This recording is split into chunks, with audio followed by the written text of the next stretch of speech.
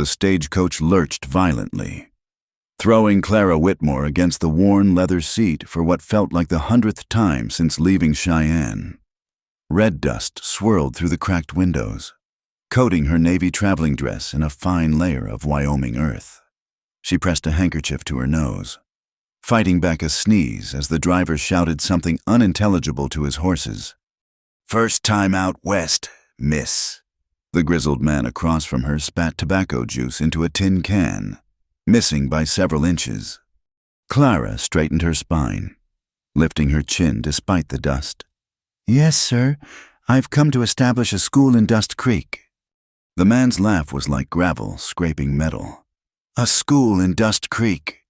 He slapped his knee, sending up another cloud of dirt. "Lady, them folks need bullets more'n they need books.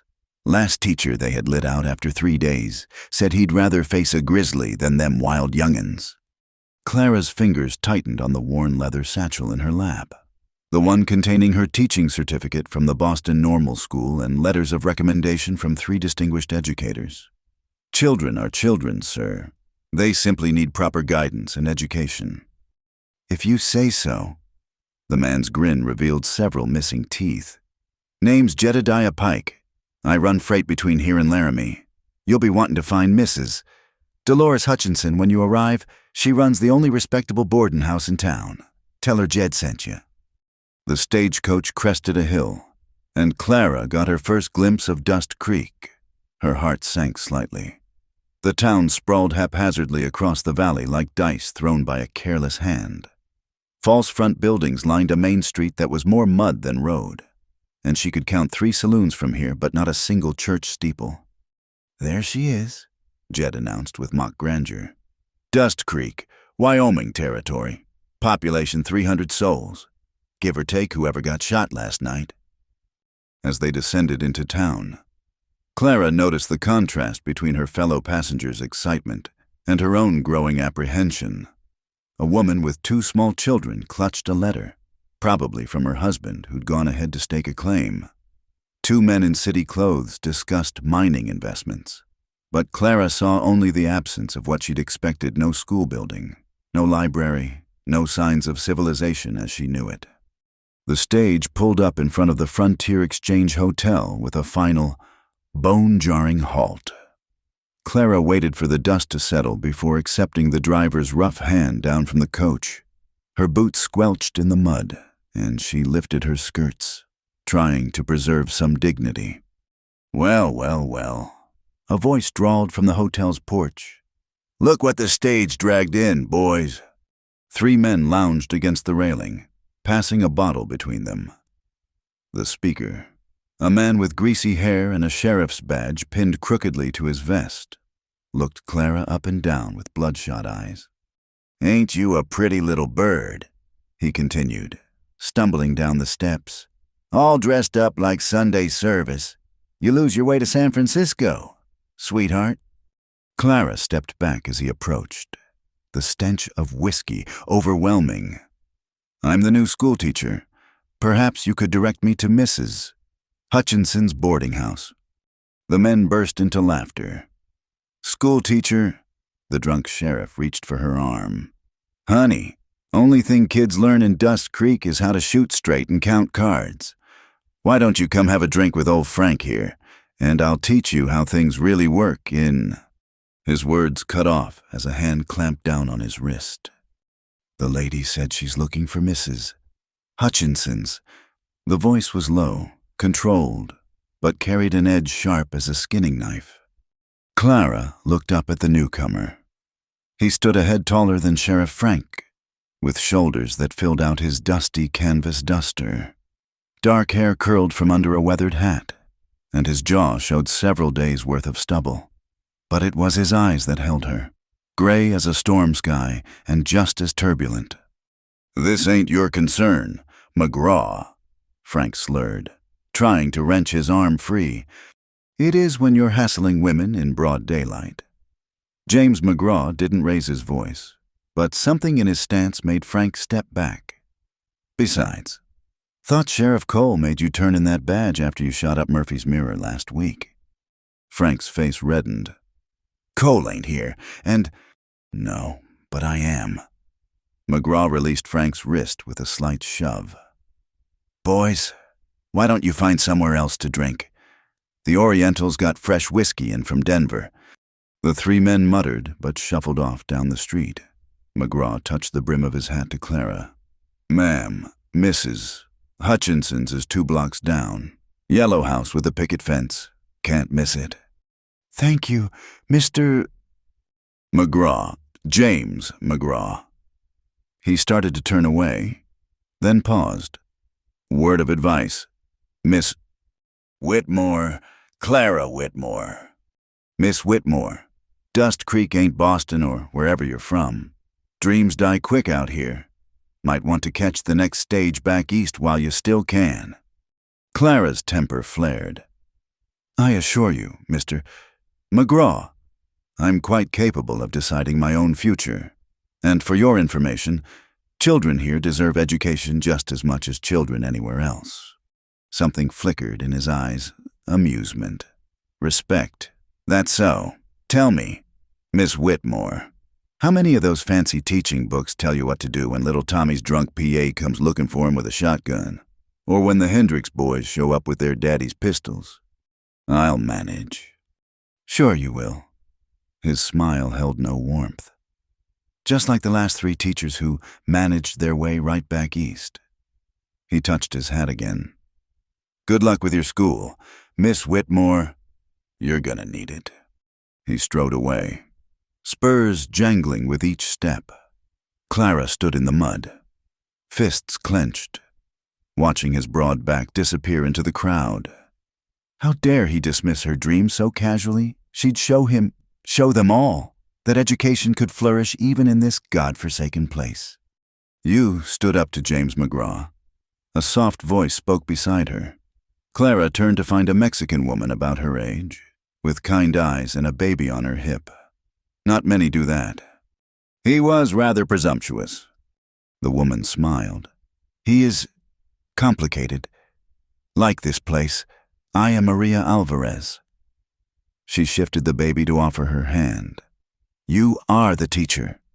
Yes, from the east. Yes, Clara Whitmore.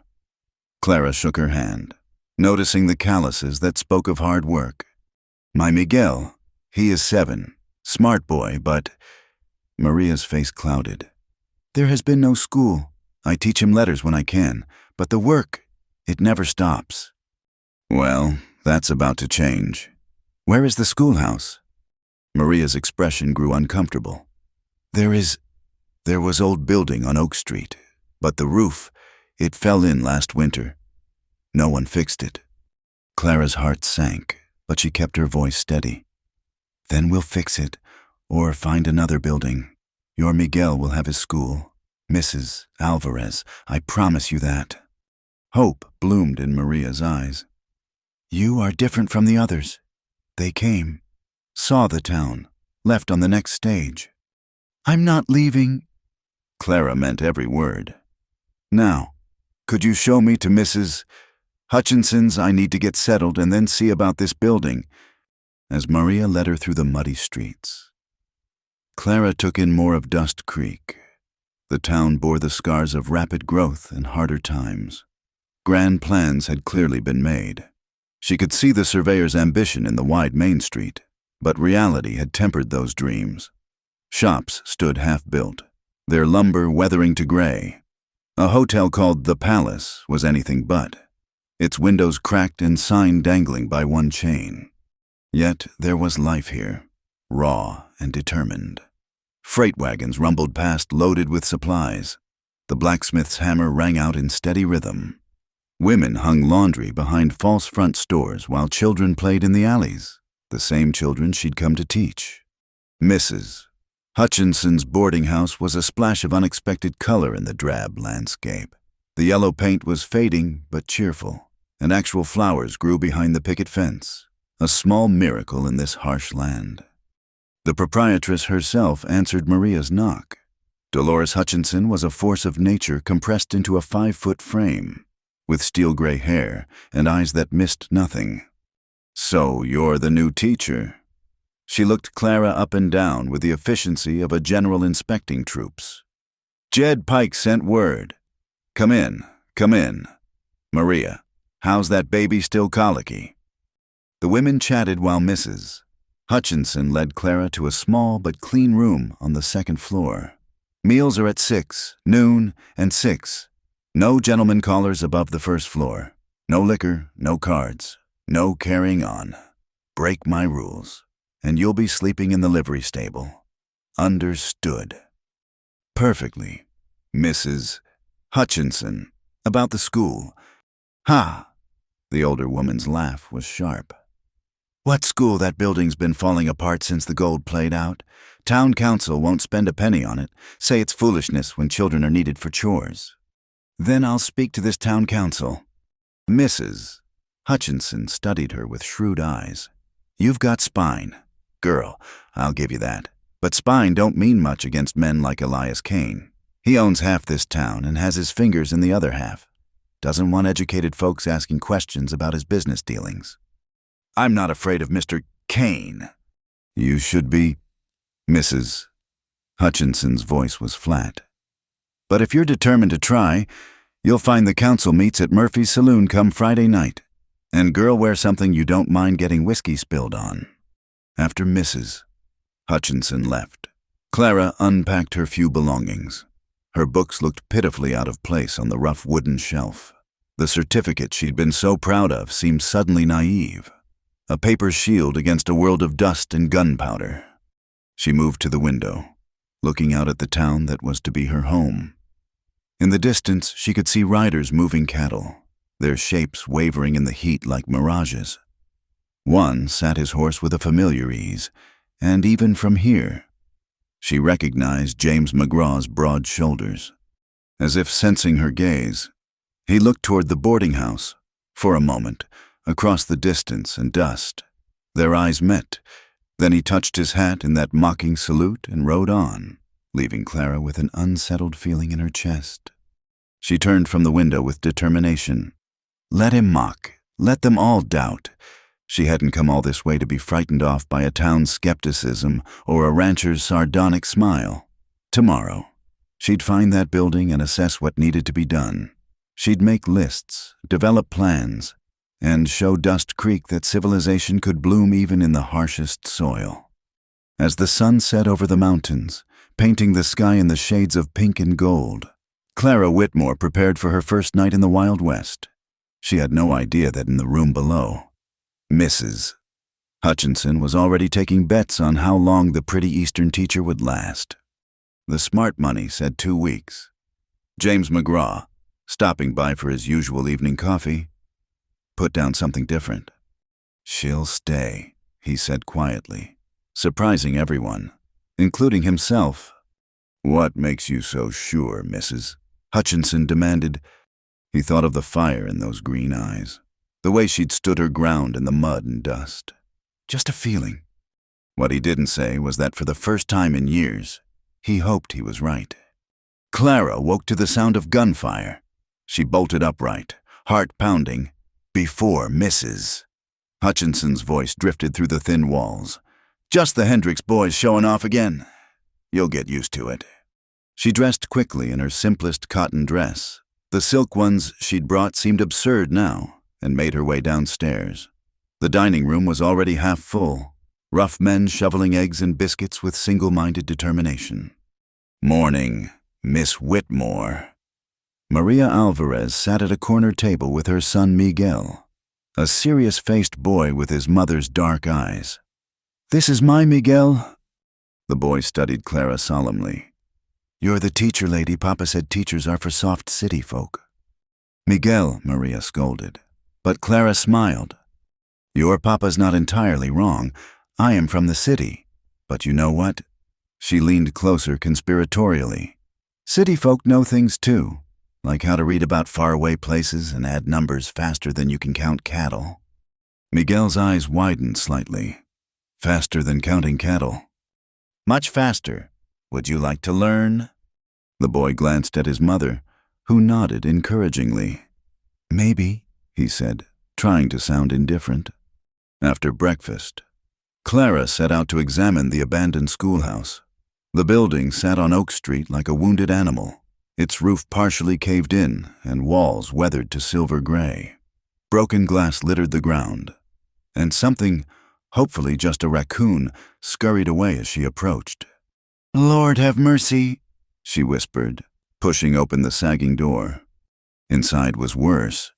Rain had rotted through the floor in places, and bird nests clustered in the rafters. The few remaining desks were overturned, legs broken for firewood. What might have been a blackboard was now just splinters on the wall. "Told you so." Clara whirled to find James McGraw leaning in the doorway, arms crossed, in daylight. She could see the sun-weathered lines around his eyes. The scar along his jaw that spoke of violence survived. "Are you following me, Mr. McGraw?" "My ranch is that way." He nodded toward the mountains. "Saw you heading into this death trap and figured someone should make sure you didn't fall through the floor." "How thoughtful." Her voice dripped sarcasm. "I suppose you've come to gloat." "Nope." He stepped inside, testing the floorboards carefully. "Come to offer advice. This building's done for. Storm last winter finished what time started. You'd need a miracle and about $500 to make it safe. Then I'll raise the money." He laughed, not cruelly, but with genuine amusement. "Miss Whitmore, folks here barely scrape by. They're not going to empty their pockets for a school when they need every penny for food and ammunition. Then I'll find another way." She faced him squarely. "Why do you care anyway? You've made your opinion quite clear."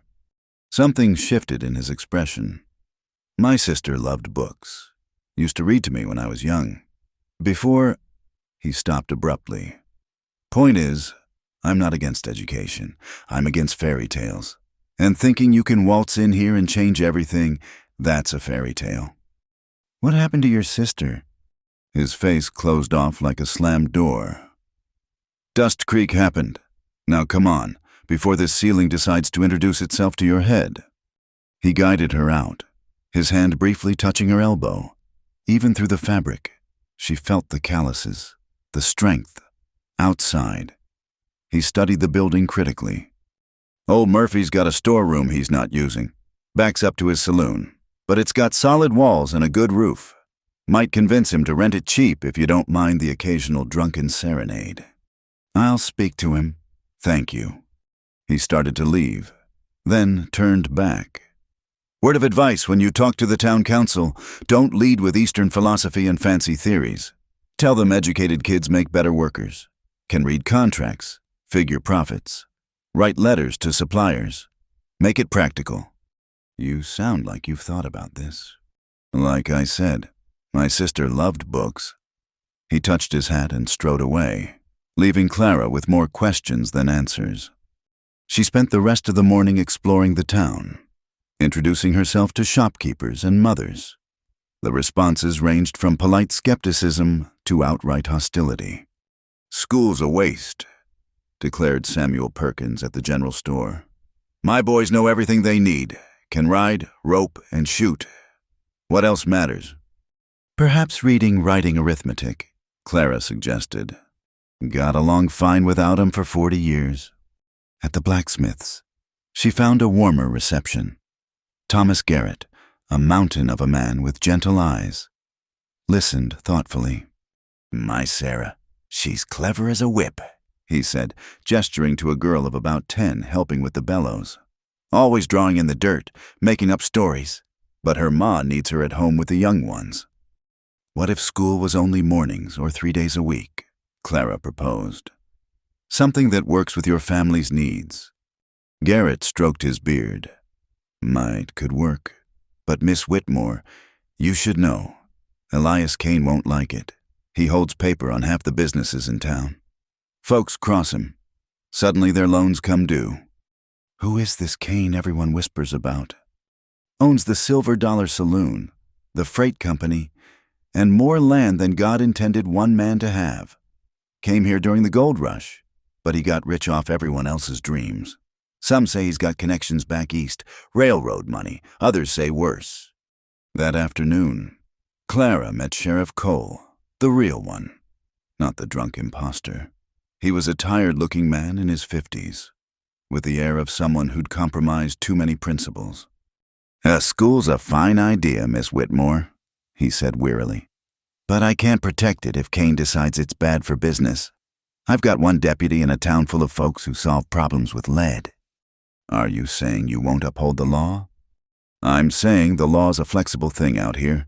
Best you understand that now." By evening, Clara was exhausted but grimly determined.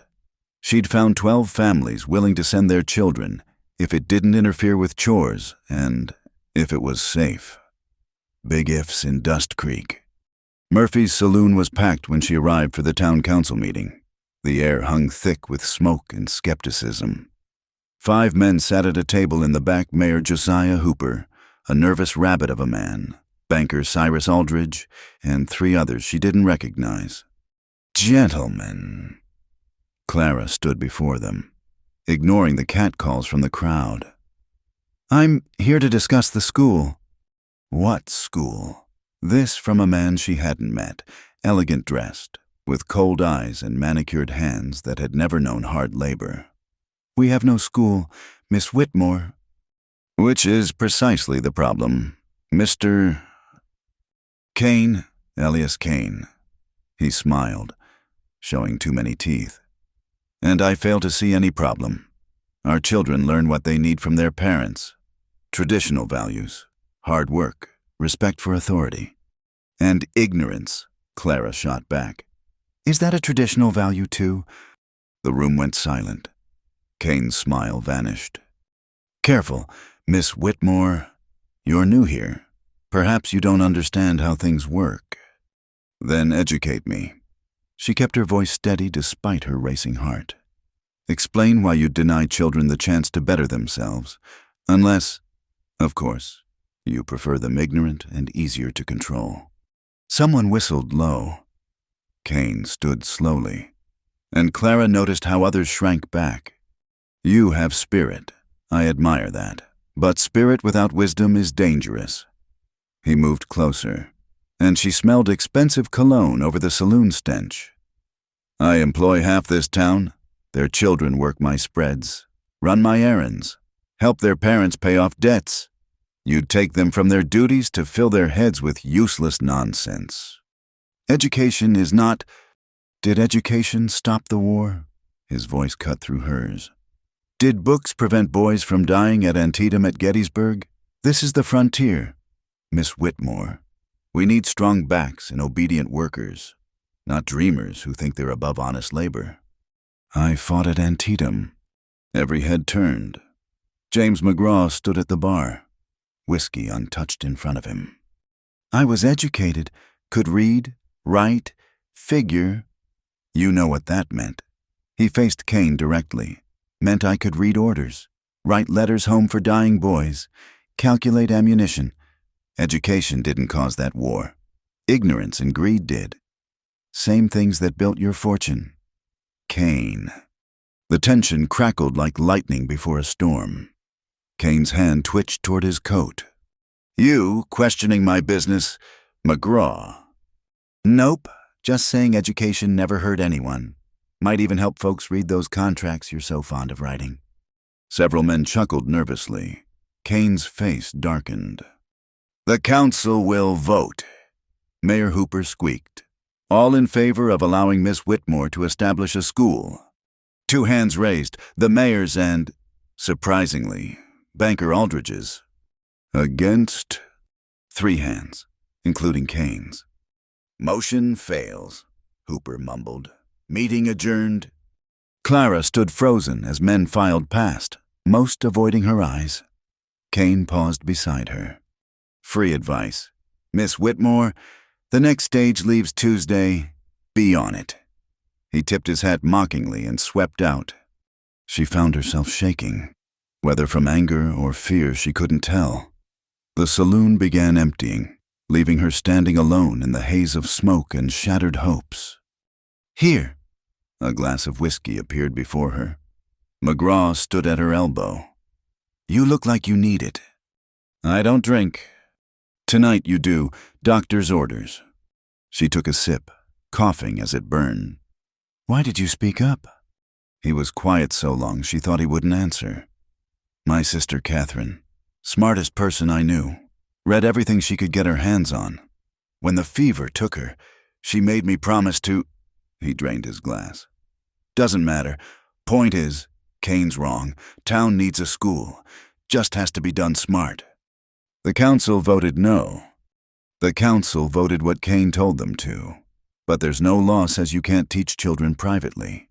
No law against parents deciding their kids need learning. Hope flickered. Murphy's storeroom. "He owes me for saving his worthless nephew from a rustling charge. I'll talk to him." He set down his glass. "But understand something. You push this. Kane will push back. He doesn't make idle threats." "Neither do I, Mr. McGraw." He studied her for a long moment. "No, I don't believe you do. You're either the bravest woman I've met or the most foolish." "Can't I be both?" That surprised a genuine smile from him, the first she'd seen. It transformed his face, revealing the younger man beneath the weathered exterior. "I reckon you can just try not to get yourself killed before you teach those kids their letters." He started for the door, then looked back.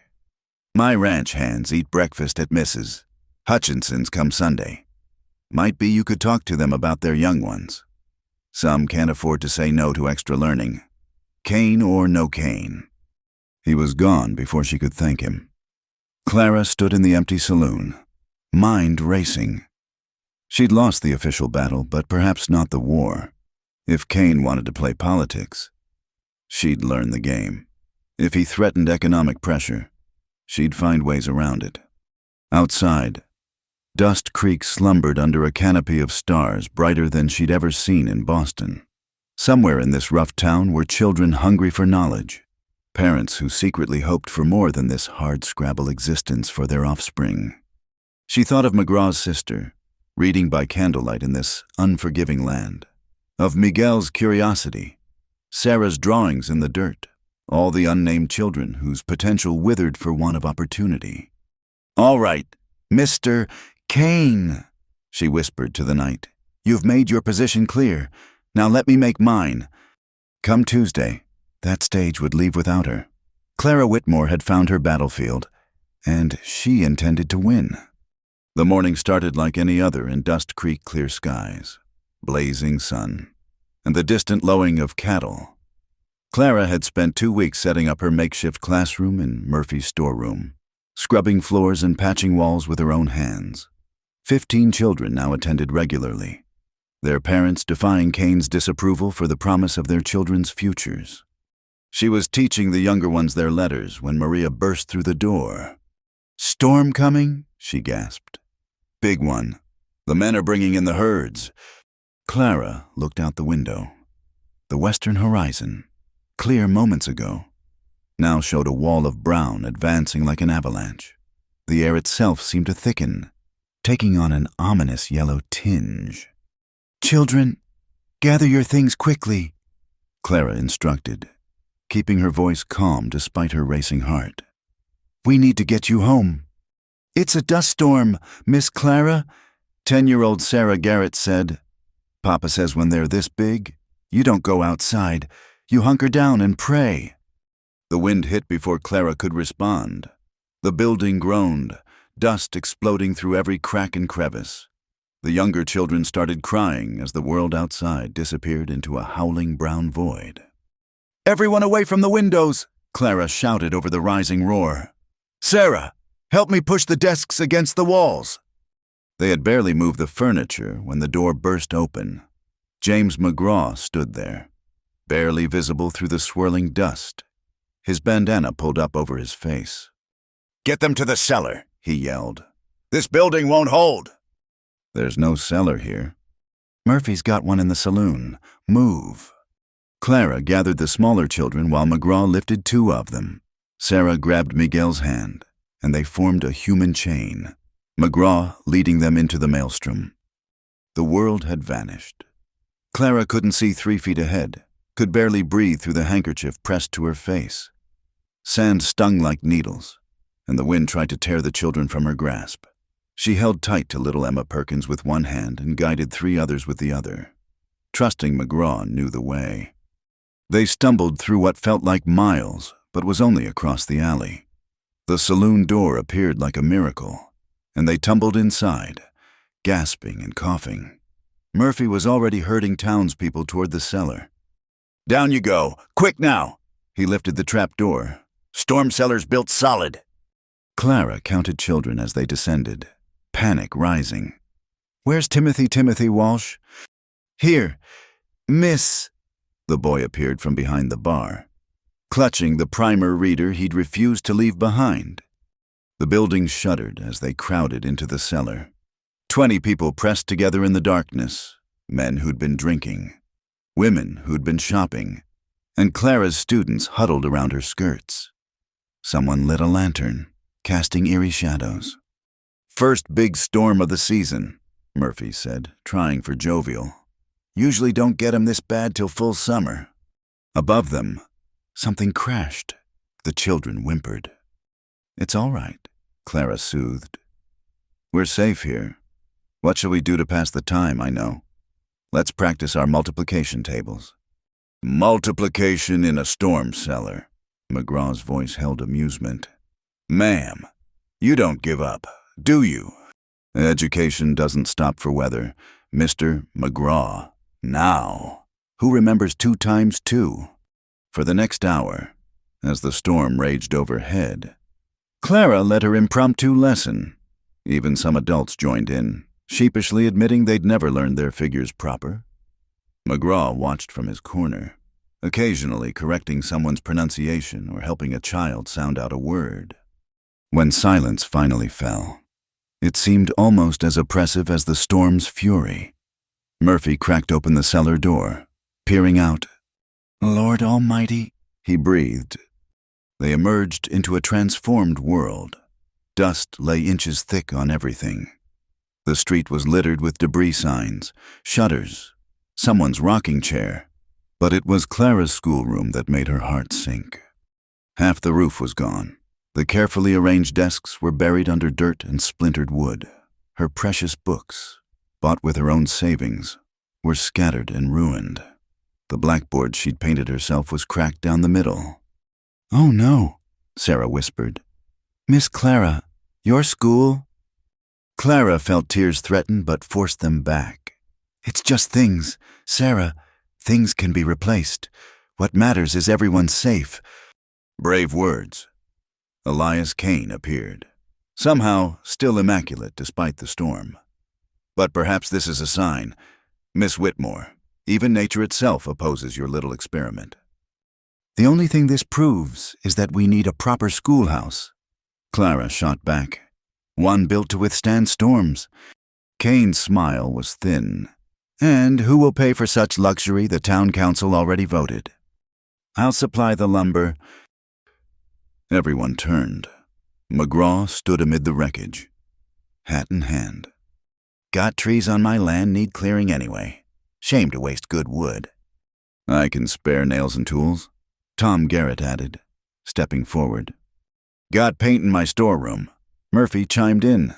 "Ugly green, but it'll do." One by one, others spoke up.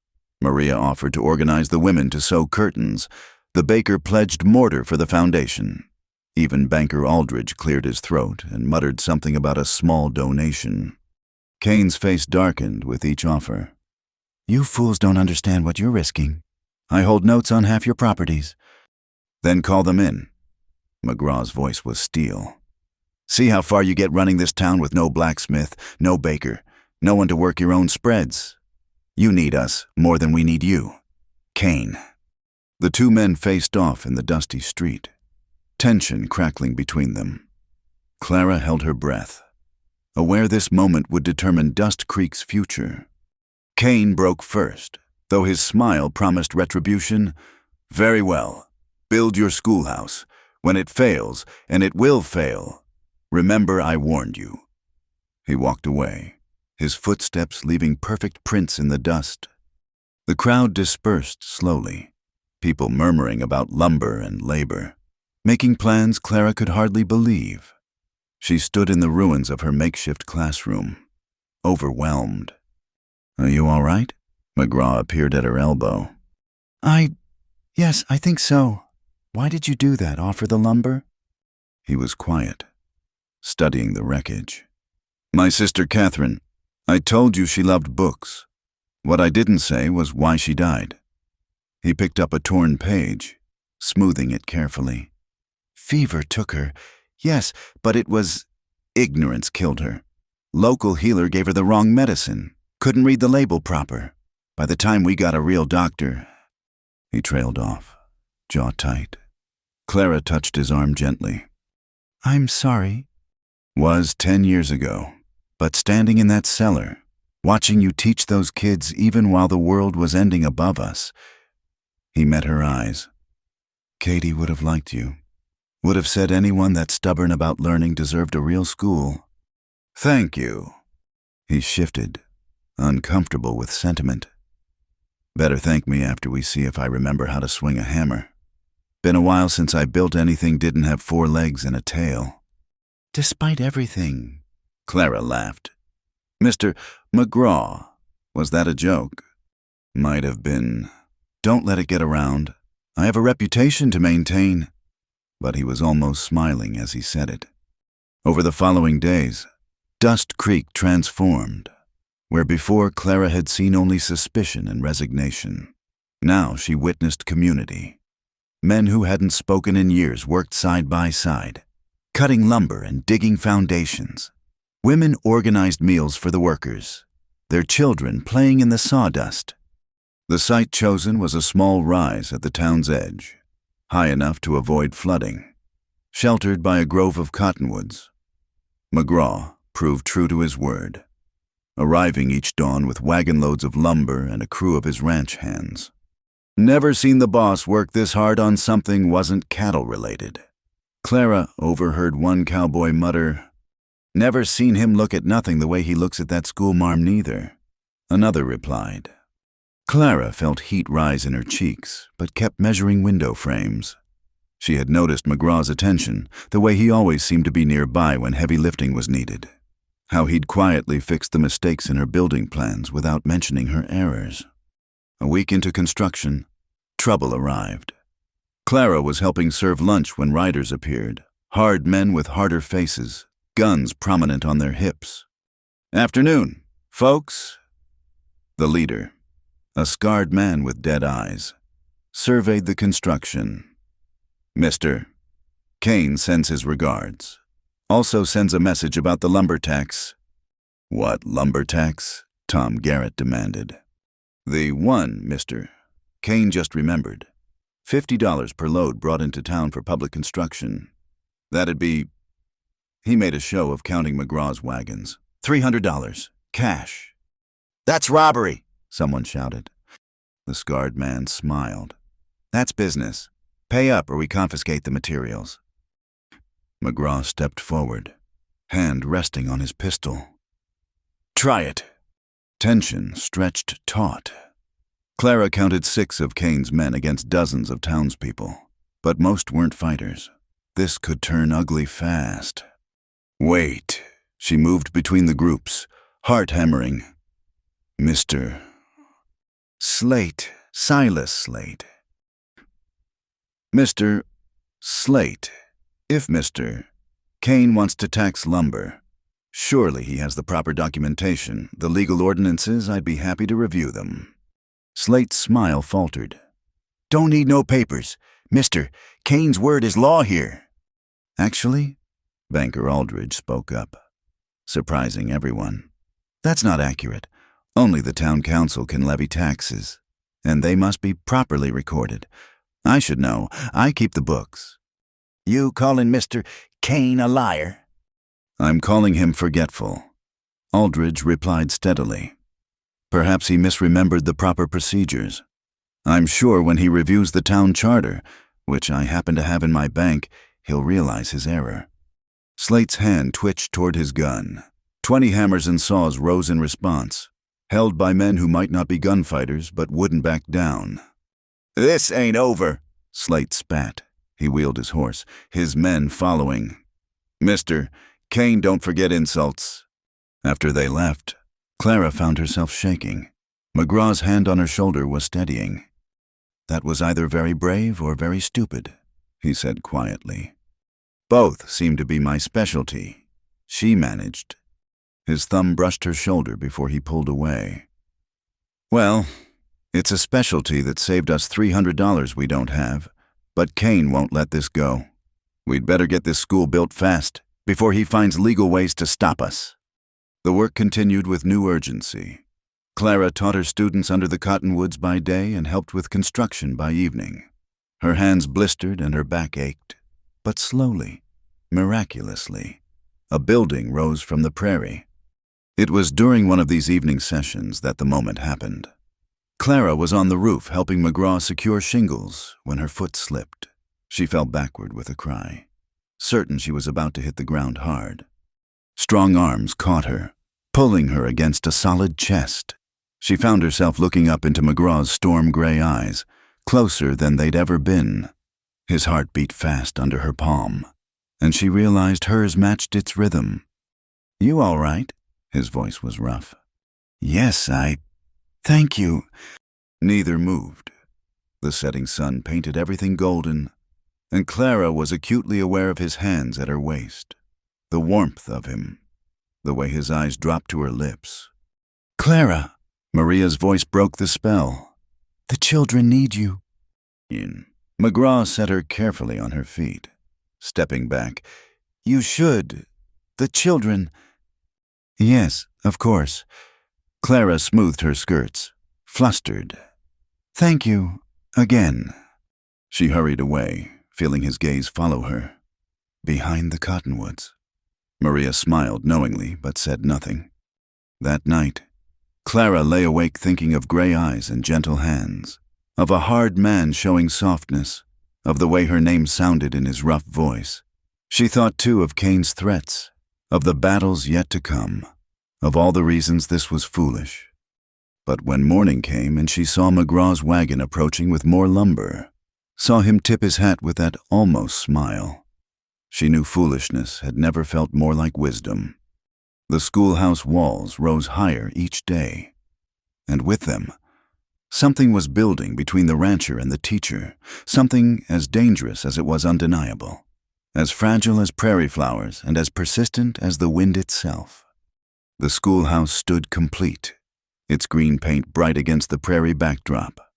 Clara arranged the new desks, built by McGraw's own hands, while children's excited voices drifted through the windows.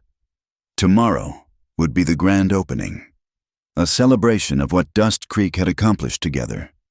She should have known Kane wouldn't let it happen peacefully. Miss Whitmore, Billy Thompson, one of her students, appeared in the doorway. "Ma sent me to fetch you, says there's trouble at the bank." Clara found Main Street in chaos. A crowd gathered outside Aldridge's bank, voices raised in anger and fear. She pushed through to find the banker standing on the steps, face pale as parchment.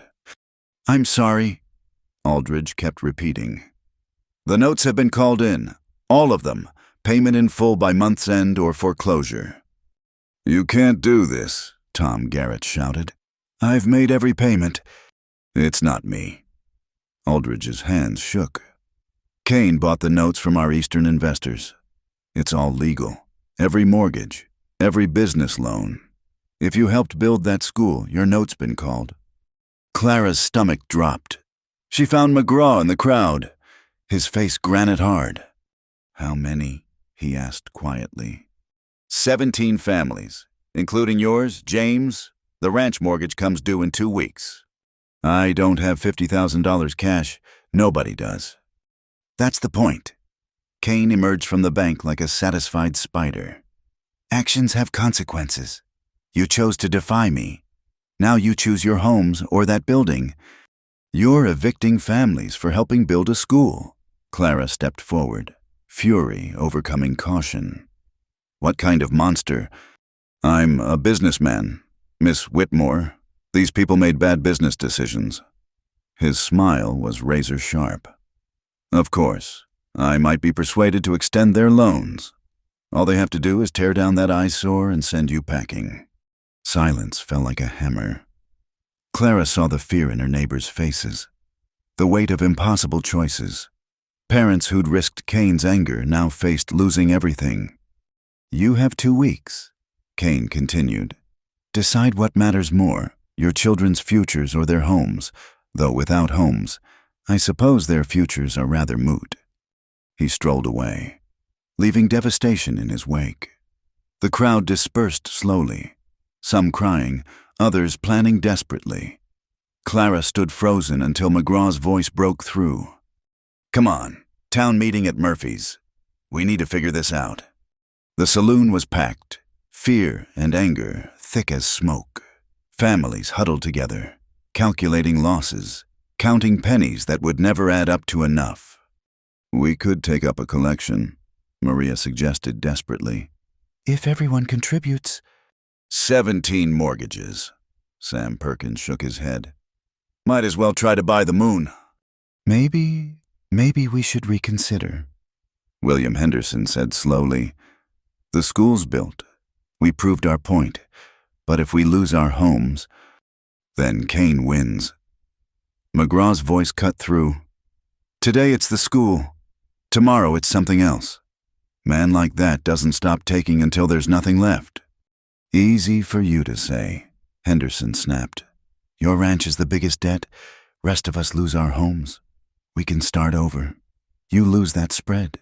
You lose 3 generations of work." McGraw was quiet. Clara watched him, seeing the weight of his family's legacy in the set of his shoulders. "James is right," she said. "This isn't about the school anymore. It's about whether Dust Creek belongs to its people or to one man's greed." "Pretty words," Perkins said bitterly. "But they won't keep roofs over our heads." The meeting devolved into arguments, fear winning over resolve. Clara slipped out, needing air. She found herself at the schoolhouse, running her hands over the freshly painted walls. "We tried," she whispered. "Giving up already?" McGraw stood in the doorway, hat in hand. "What choice do we have? I won't let families lose their homes because of me." "You think leaving solves anything? Kane'll still own them, still bleed them dry. Just slower." He moved closer. "My grandfather built that ranch from nothing. Fought Indians, weather, and rustlers to keep it. You think I'll hand it over without a fight?" "Fighting Kane means losing everything." "Maybe, maybe not." He studied her face. "You know what my sister used to say, the pen is mightier than the sword. Never believed it much, but watching you these past weeks, words won't pay mortgages. James." "No, but the right words in the right places might." He pulled a telegram from his pocket. "Wire from a friend in Cheyenne. Seems Mr. Kane's not as connected as he claims. Those Eastern investors he bought the notes from, they're being investigated for fraud. Railroad money that never built railroads." Hope flickered. "What does that mean?"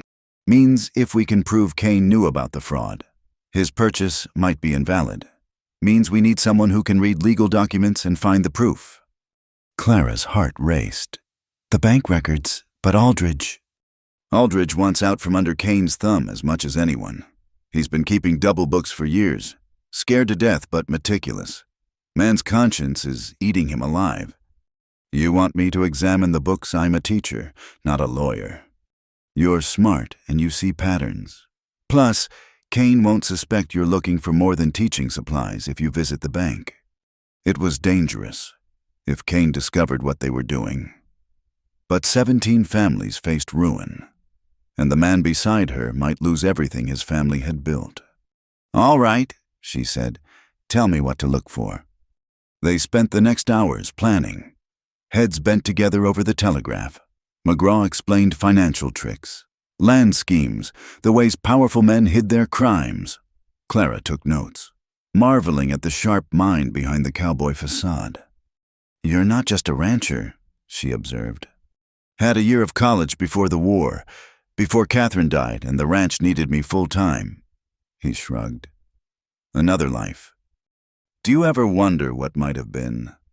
Used to, lately. I wonder more about what might be. Their eyes met and held. Clara, after this is over, whatever happens, Miss Clara, Miguel burst in. Mama needs you. The Henderson baby's sick, and Doc Morrison's drunk again. The moment shattered. Clara grabbed her shawl.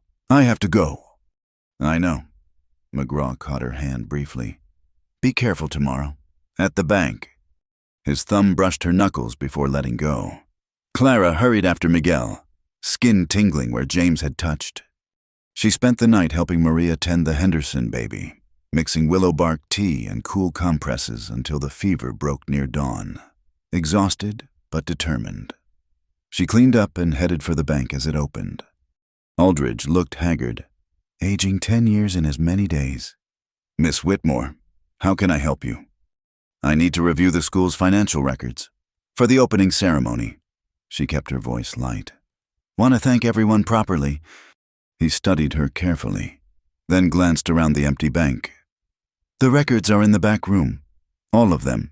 Every transaction for the past 5 years. He handed her a key, hands trembling. I'll be up front if you need anything. The meaning was clear. Clara squeezed his hand gratefully and disappeared into the records room. Hours passed as she combed through ledgers, following money trails, documenting patterns. What she found made her stomach turn. Kane hadn't just bought the mortgages. He'd been systematically manipulating property values, creating false debts, forging signatures. The corruption went deeper than anyone imagined. Find what you're looking for. Clara's blood froze. Silas Slate leaned in the doorway, scarred face amused. I'm preparing for the school opening. Sure you are. He moved closer, cornering her against the desk. Mister, Kane figured you might get curious. Smart woman like you, asking questions, getting ideas.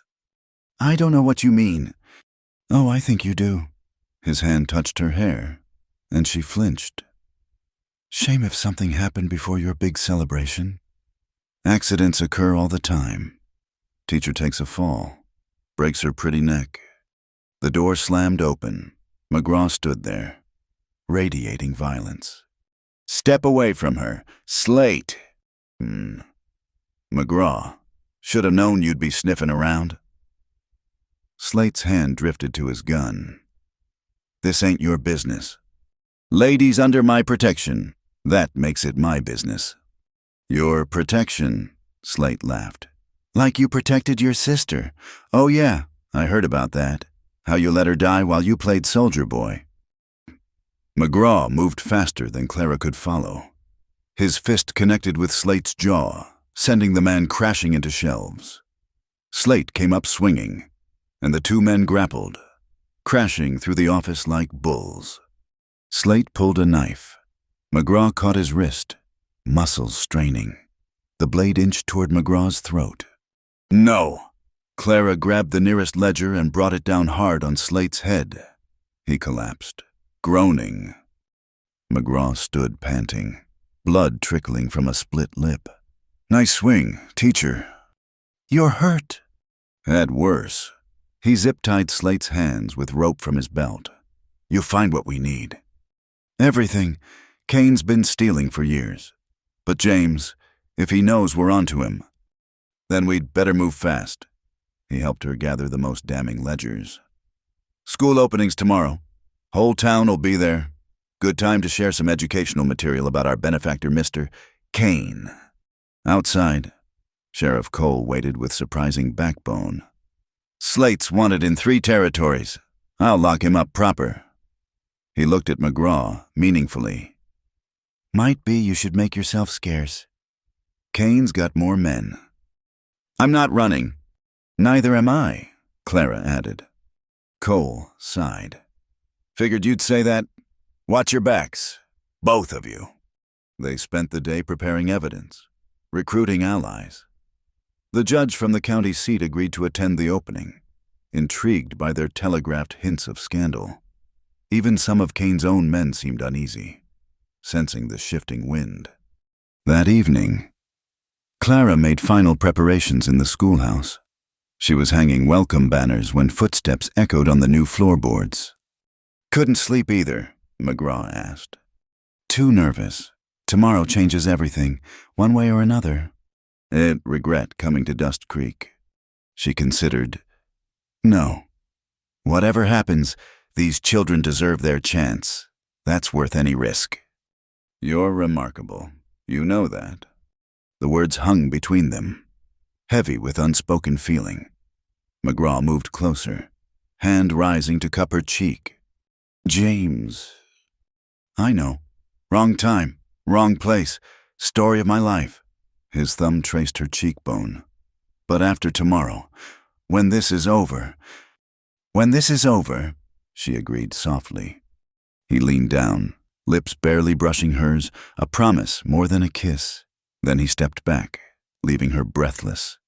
"Lock up behind me, and Clara, whatever happens tomorrow, you gave this town something to believe in. Don't forget that." He vanished into the darkness, leaving Clara touching her lips, feeling the phantom warmth of his almost kiss. Tomorrow would bring revelation or ruin, but tonight, in their half-built dream of a better future, hope still lived. She locked the schoolhouse carefully and walked back to town under stars that seemed to shine with possibility. Somewhere in the darkness, Kane plotted. Somewhere, James kept watch. And somewhere, children dreamed of the lessons they'd learn in a building born from courage and community. The stage was set. Tomorrow, Dust Creek would choose its future. Clara stood at the edge of McGraw's ranch, the afternoon sun casting long shadows across the grassland. She'd ridden out alone, needing to speak with him away from town gossip and watching eyes. The evidence against Kane was damning, but presenting it tomorrow would paint targets on all their backs.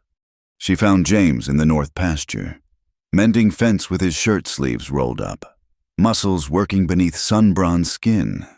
He looked up at her approach, and something flashed in his eyes. Surprise, pleasure, concern. "You shouldn't be out here alone," he said, setting down his tools. "Kane's men are watching the town, not the ranch." She dismounted, grateful for the riding lessons Maria had given her. "We need to talk about tomorrow." "Having second thoughts?" "No, but I'm scared." The admission came hard. "Not for myself, but for everyone else. The families who trusted us, who risked everything." "Hey," he moved closer, dusty and real and solid. "We're doing the right thing. That has to count for something." "Does it, when children go hungry because their parents stood up to corruption?" James was quiet, looking out over the land his family had bled for. "My grandfather used to tell stories about the early days.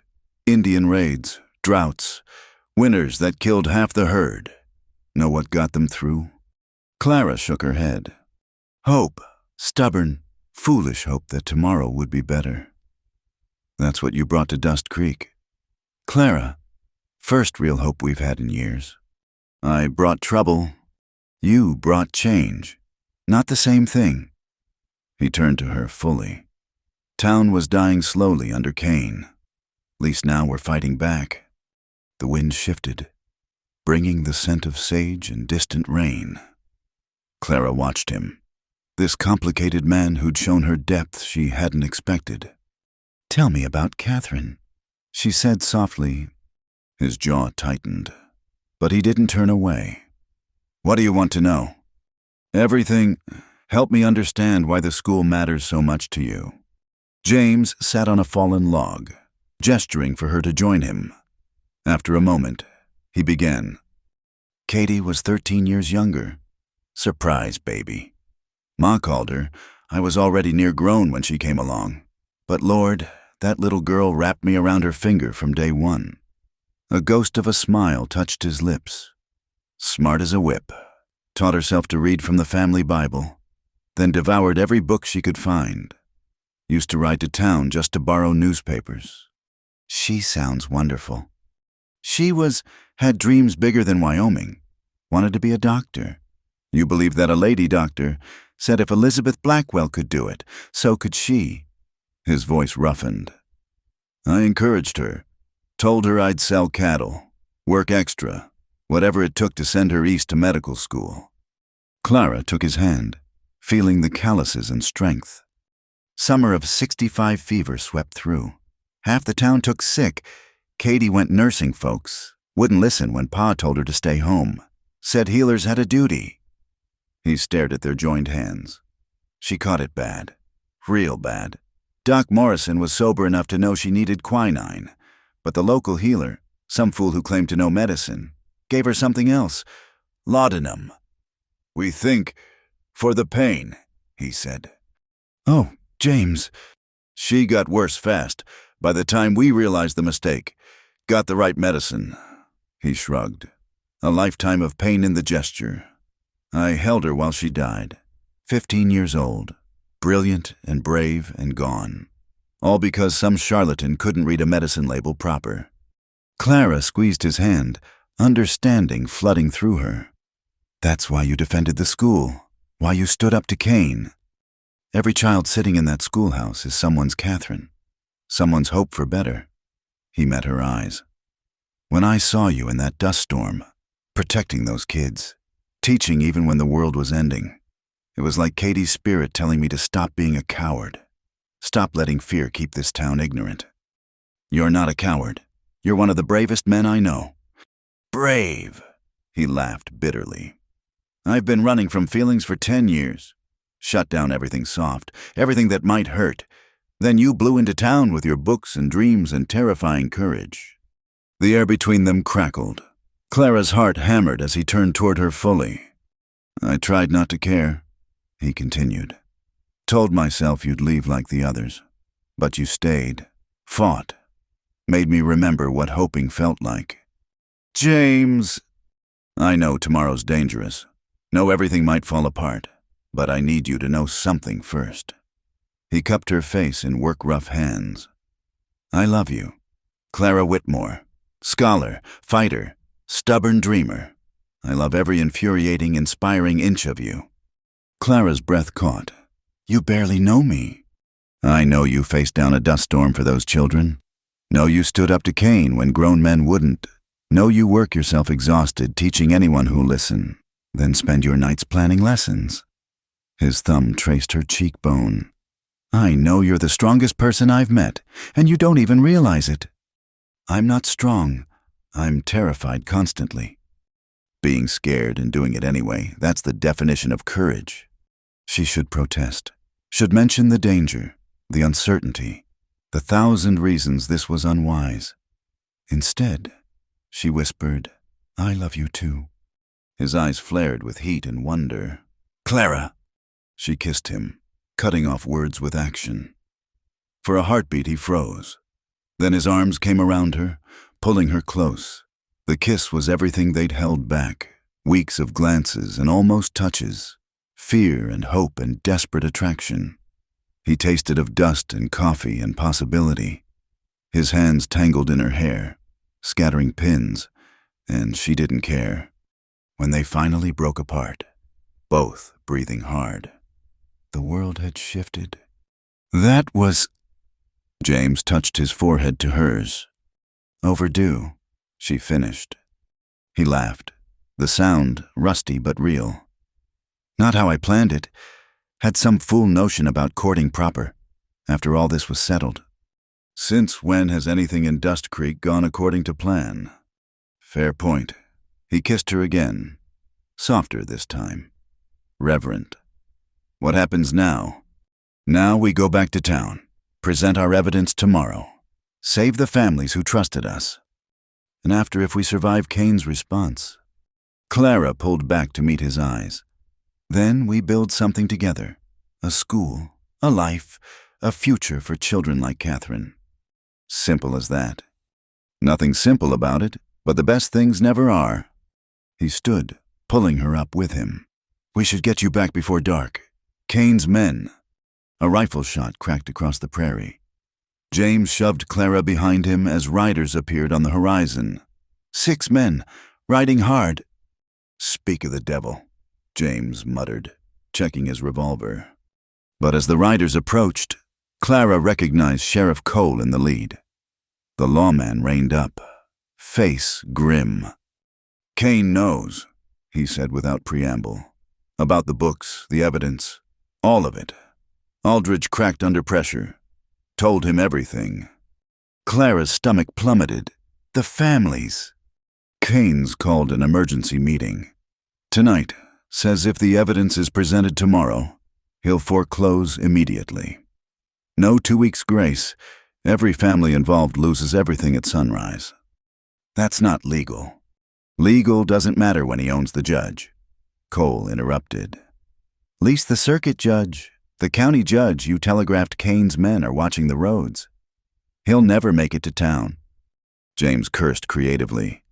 So we're done. He wins. Maybe not. Cole shifted in his saddle. Kane's offered a deal. His men are spreading word now. If Miss Whitmore leaves tonight, publicly, on the evening stage, and if the schoolhouse gets torn down by morning, he'll extend the loans. Generous terms, even. Leave. Clara stepped around James. Just abandon everyone? It's 17 families. Miss Whitmore against one person. Cole's voice held sympathy but also pragmatism. Sometimes the needs of the many. No. James's voice was steel. She's not running. We'll find another way. What way? Cole demanded. You got 50,000 cash hidden somewhere, an army to stand against Kane's guns. Sometimes you gotta know when you're beat. He's right, Clara said quietly. Both men stared at her. If my leaving saves those families... Don't you dare. James gripped her shoulders. Don't you dare give up now. Not when we're so close. Close to what? Watching children lose their homes because I was too proud to back down. Because you were too brave to let a tyrant win. Folks are gathering at the church, Cole interrupted. Waiting to hear what you'll do. Miss Whitmore. Kane gave them till midnight to decide tear down the school or lose everything. Clara closed her eyes, feeling the weight of impossible choices. Everything in her screamed to fight, to stand firm. But at what cost? I need to talk to them, she said finally. Face to face. They deserve that much. The ride back to town felt like a funeral procession. Word had spread, and people lined the streets, watching Clara pass with expressions ranging from sympathy to accusation. At the church, every pew was full. She stood before them, these people who'd risked everything on hope. Maria clutched Miguel's hand. Tom Garrett held his daughter Sarah. The Hendersons with their recovered baby. 17 families whose futures hung on her next words. I know what Kane's demanding, she began. I know what you stand to lose. Then you know what you have to do, Sam Perkins called out. Ain't no shame in strategic retreat, miss. Yes, there is. Maria stood, tears streaming. We let her go. We let him win. Today the school. Tomorrow what? When does it end? When we don't lose our homes, someone else shouted. Arguments erupted. Clara watched her carefully built community fracture under pressure. This was what Kane wanted, neighbor against neighbor, fear conquering hope. Enough, James's voice cut through the chaos. He strode to the front, commanding attention. You want to know when it ends. It doesn't ever. Kane takes and takes until there's nothing left but his boot on your neck. Easy for you to say, McGraw. You can absorb the loss. Can I? James laughed harshly. Ranch has been leveraged for years, keeping this town fed through droughts, helping families Kane squeezed dry. I lose it. I've got nothing but the clothes on my back, but I'd rather have nothing than live on my knees. Pretty words. Henderson spat. But they won't feed our children. No, but Clara Whitmore will teach them. Give them futures beyond this town, this fear. James turned to the crowd. How many of you came here with nothing, built something from scratch? That's what she's offering your children, the chance to build better lives. You tear down that school, you're not just destroying wood and nails. You're killing their dreams. Silence fell. Clara saw the war in their faces, fear against hope. survival against principle. "I'll make you a deal," she said suddenly. Everyone turned to her. "Give me 24 hours. If I can't find a way to save both the school and your homes, I'll leave willingly, publicly. Cain can have his victory." 24 hours to do what? Perkins demanded. To fight back, to find proof even Cain can't ignore, to show that bullies don't always win. "And if you fail?" Clara met James's eyes, drawing strength. "Then I'll go, but I won't run. I'll leave with my head high, knowing we tried." The vote was close, fear nearly winning, but Maria's fierce advocacy, Tom Garrett's quiet reasoning, and James's passionate defense tipped the balance. 24 hours. One day to save everything. As the crowd dispersed, James caught Clara's arm. "You have a plan?" "Not yet, but Catherine wouldn't give up. Neither will I." He kissed her there in the church, in front of God and gossips. 24 hours. We'd better make them count. Outside, Cain's men watched from the shadows. The clock was ticking, and Clara knew morning would bring either triumph or exile. But tonight, in this moment, she had James's hand in hers and fire in her heart. The real fight was just beginning. The schoolhouse stood silent in the pre-dawn darkness, its green paint black in the moonlight. Clara worked by lamplight, organizing papers for what might be the last time. 20 hours had passed since her desperate bargain, and despite searching through the night, she'd found no miracle solution. "You should rest," James said from the doorway. He'd been standing guard, watching for Cain's men. If this is my last night here, I want to leave everything perfect for whoever comes next." "There won't be anyone next, not if Cain wins." Clara's hand stilled on a child's primer. "Then at least it will stand as a monument to what we tried to do." James crossed to her, pulling her into his arms. She resisted for a moment, then sagged against him, exhaustion winning. "We did our best," he murmured into her hair. "Our best wasn't enough." "Not yet." Before Clara could ask what he meant, hoofbeats thundered outside. They tensed, James's hand going to his gun. But it was Maria who burst through the door. "Clara, come quick, the children!" She gasped for breath. "Cain's men took them." Ice flooded Clara's veins. "What?" "The older children who help at the school. Sarah, Miguel, Timothy, the others. Cain's men came to their homes, said they needed the children for emergency work at his ranch. The parents who refused." Maria's voice broke. "They beat Tom Garrett, told others the children would be returned when the school came down." "He's using children as leverage." Clara's shock turned to rage. "That monster." "It's working," Maria continued. "Parents are gathering tools. They'll tear down the school themselves to get their babies back." James was already checking his weapons. "How many men does Cain have at his place?"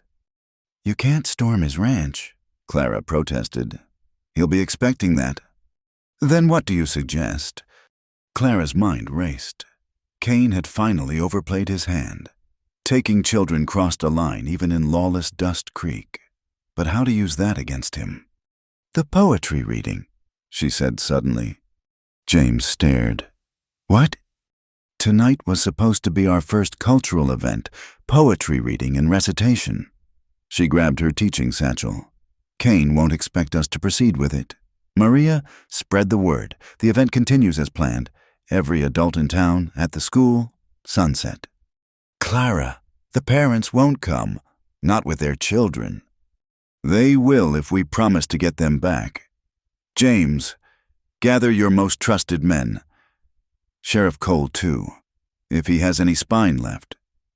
I have an idea." 2 hours later, as the sun climbed toward noon, Clara stood in Cain's opulent study. She'd demanded a meeting, and his ego couldn't resist gloating. The children were nowhere to be seen, but she heard young voices somewhere in the house. "Miss Whitmore."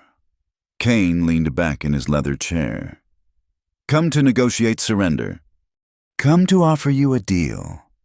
She kept her voice steady despite her racing heart. The children for the school. Simple trade. I already have that deal with their parents. No, you have fear. I'm offering something better. Legitimacy. She opened her satchel, pulling out official-looking papers. A signed statement from me, witnessed and notarized, stating that I'm leaving voluntarily, that the town council's decision was correct, that education has no place on the frontier. Kane's eyes glittered with interest. Go on. I'll read it publicly at tonight's gathering. Every family will hear it. You'll have won completely. Finally, no martyrdom, no lingering resentment, just total victory. And in exchange, you release the children immediately. Let them attend one last evening at the school. A farewell.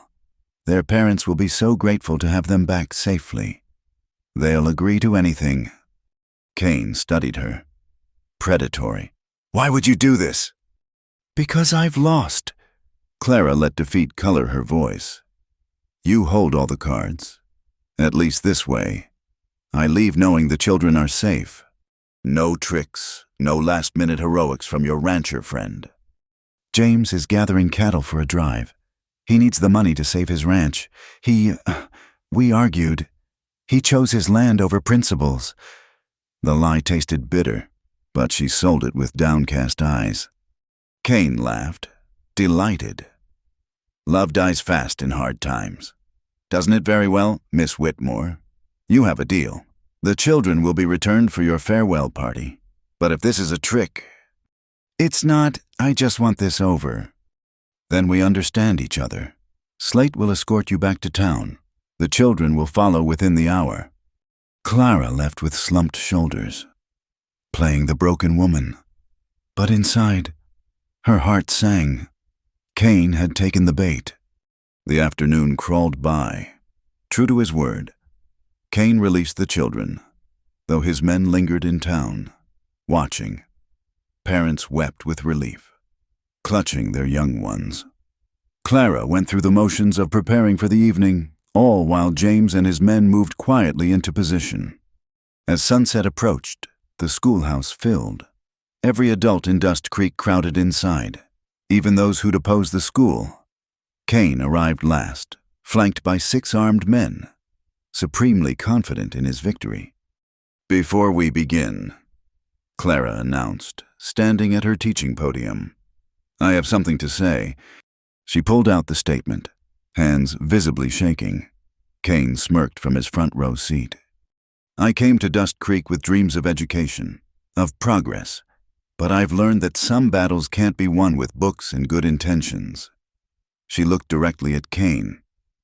Mister, Kane has shown me the reality of frontier life. The strong lead, the weak follow, and She trailed off, then suddenly smiled. I am not weak. The doors burst open. Sheriff Cole entered with James and his men, but more importantly, with Judge Harrison from the county seat, the one Kane thought his men had stopped. Elias Kane, the judge announced. You're under arrest for kidnapping, extortion, and fraud. Kane lurched to his feet. This is ridiculous. You have no proof. Actually, we do. Clara opened her satchel again, pulling out not surrender documents, but ledgers. Your own books, delivered by Mr. Aldridge this afternoon. Seems his conscience finally won when you took children hostage. Those were destroyed. The copies were, but a good banker always keeps originals. Aldridge stepped from the crowd, looking terrified but determined. 20 years of fraud. Kane, all documented. Kane's men reached for their guns, but found themselves staring down barrels held by every adult in the room. Farmers and shopkeepers might not be gunfighters, but they knew which end to point. You planned this, Kane snarled at Clara. The poetry reading, yes, though I do have some lovely verses about justice prepared. She stepped closer. You were right about one thing. Education is dangerous. It teaches people to think, to question, to stand up to tyrants. That's why you feared it. Slate, Kane shouted. Where's... Mister, Slates indisposed. James drawled, spinning his pistol. Something about outstanding warrants in 3 territories. Sheriff Cole was happy to collect the bounty.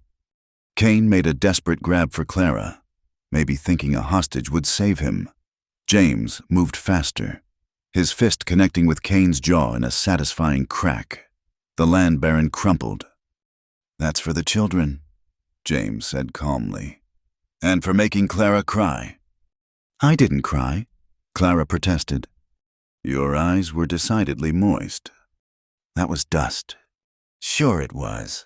Schoolmarm." Judge Harrison cleared his throat. "If we could focus, Mr. Kane. You're facing significant charges. Your assets will be frozen pending trial. That includes all property loans." A cheer went up, families hugged, tears flowing freely. Their homes were safe. The school would stand. "Furthermore," the judge continued, "this town clearly needs proper legal oversight. I'm appointing a new sheriff effective immediately. Mr. Cole, you're relieved? Mr. McGraw, interested in the job." James looked startled. "I'm a rancher, not a lawman."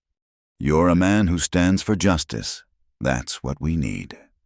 "Do it," Clara urged. "The town needs you. My ranch can be managed by your excellent foreman while you keep the peace in town. Part-time, of course." Clara smiled. "After all, the sheriff's children will need schooling too." "We don't have children. Not yet." The crowd whooped at that, and James's ears turned red. "Woman, you can't just propose in front of the whole town." "I'm not proposing, I'm suggesting educationally." "I need whiskey," someone muttered. "This is too much excitement for one evening." As Kane was led away in chains and families celebrated, Clara found herself swept into James's arms. "That was brilliant," he murmured. "Terrifying, but brilliant. I learned from the best. Someone once told me brains could beat brawn." "Remind me never to play poker with you." "I prefer chess. Less chance, more strategy." "Of course you do." He kissed her soundly, ignoring the cheers. "So, about those sheriff's children who'll need educating. I figure we should start with 2, see how it goes from there." "Just 2 to begin with?" "I'll need help with the school. After all, can't manage 50 children and babies. 50 women. There aren't 50 children in the whole." He paused, seeing her expression. "You're planning to expand. Neighboring towns need schools too. I thought perhaps a circuit system, training other teachers." James laughed, rich and warm. "Catherine would have loved you. Absolutely loved you." "I hope so. I'm naming the library after her."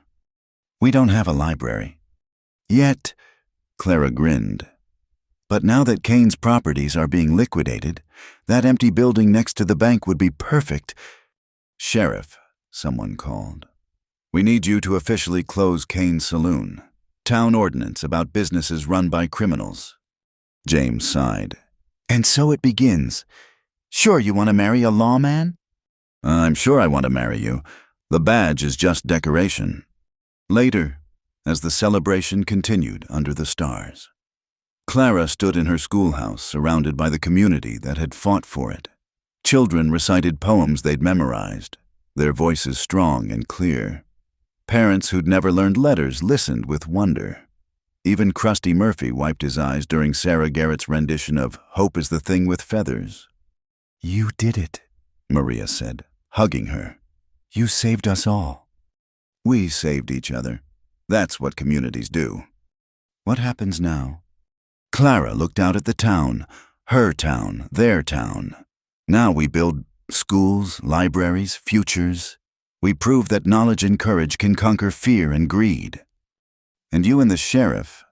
Clara found James in the crowd, his badge glinting in the lamplight as he mediated a dispute over whose child had recited best.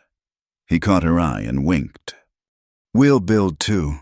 A life, a family, a legacy Catherine would be proud of." The poetry reading continued late into the night. Voices raised in verse and victory. Tomorrow would bring challenges. Kane had allies.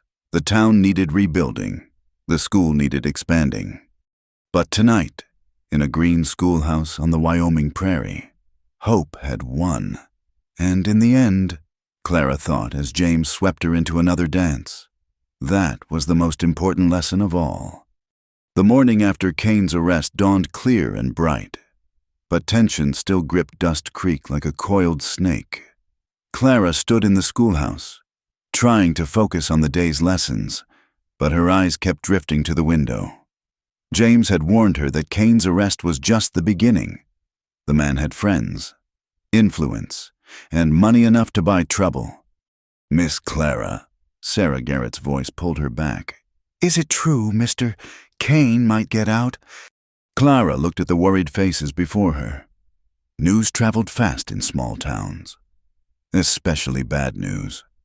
"Judge Harrison is a fair man," she said carefully. "Justice will be done." "My PA says Kane's got lawyers coming from Denver." Timothy Walsh piped up. "Says they'll twist the law like taffy." "Then we'll have to make sure the truth is too strong to twist." Clara forced a smile. "Now, who can tell me what metaphor Timothy just used?" She managed to guide them through the morning lessons, but her own concentration wavered. When noon came, she dismissed the children and found James waiting outside, his new sheriff's badge catching the sunlight. "Trouble?" she asked, reading his expression. "Kane posted bail. He's at the hotel, supposedly awaiting trial, but my gut says he's planning something." "Can't you arrest him again?" "For what, being rich and vindictive?" James rubbed his jaw. "Law's got procedures. Clara, can't just lock up folks 'cause we don't like them. Even when those folks kidnap children." Allegedly kidnapped. His lawyers are already spinning tales about misunderstandings and emergency labor needs. James's frustration was evident. Without the children testifying, which their parents won't allow. Exactly, they're scared, and I don't blame them. Clara leaned against the schoolhouse wall, mind racing. What about Aldridge's testimony, the fraudulent books? Aldridge left town this morning. Suddenly remembered urgent business in San Francisco. James's smile was grim. Kane might be out on bail, but his reach is still long. So we're back where we started. Not quite. Kane's lost the element of surprise. Folks are watching him now, questioning things they used to accept. He touched her cheek gently. That's because of you. You showed them they could fight back. Fighting's not the same as winning. No, but it's a necessary first step. Their moment was interrupted by pounding hoofbeats. One of James's ranch hands, Pete Daniels, reined up hard. Sheriff Kane's brought in guns. Lot of them.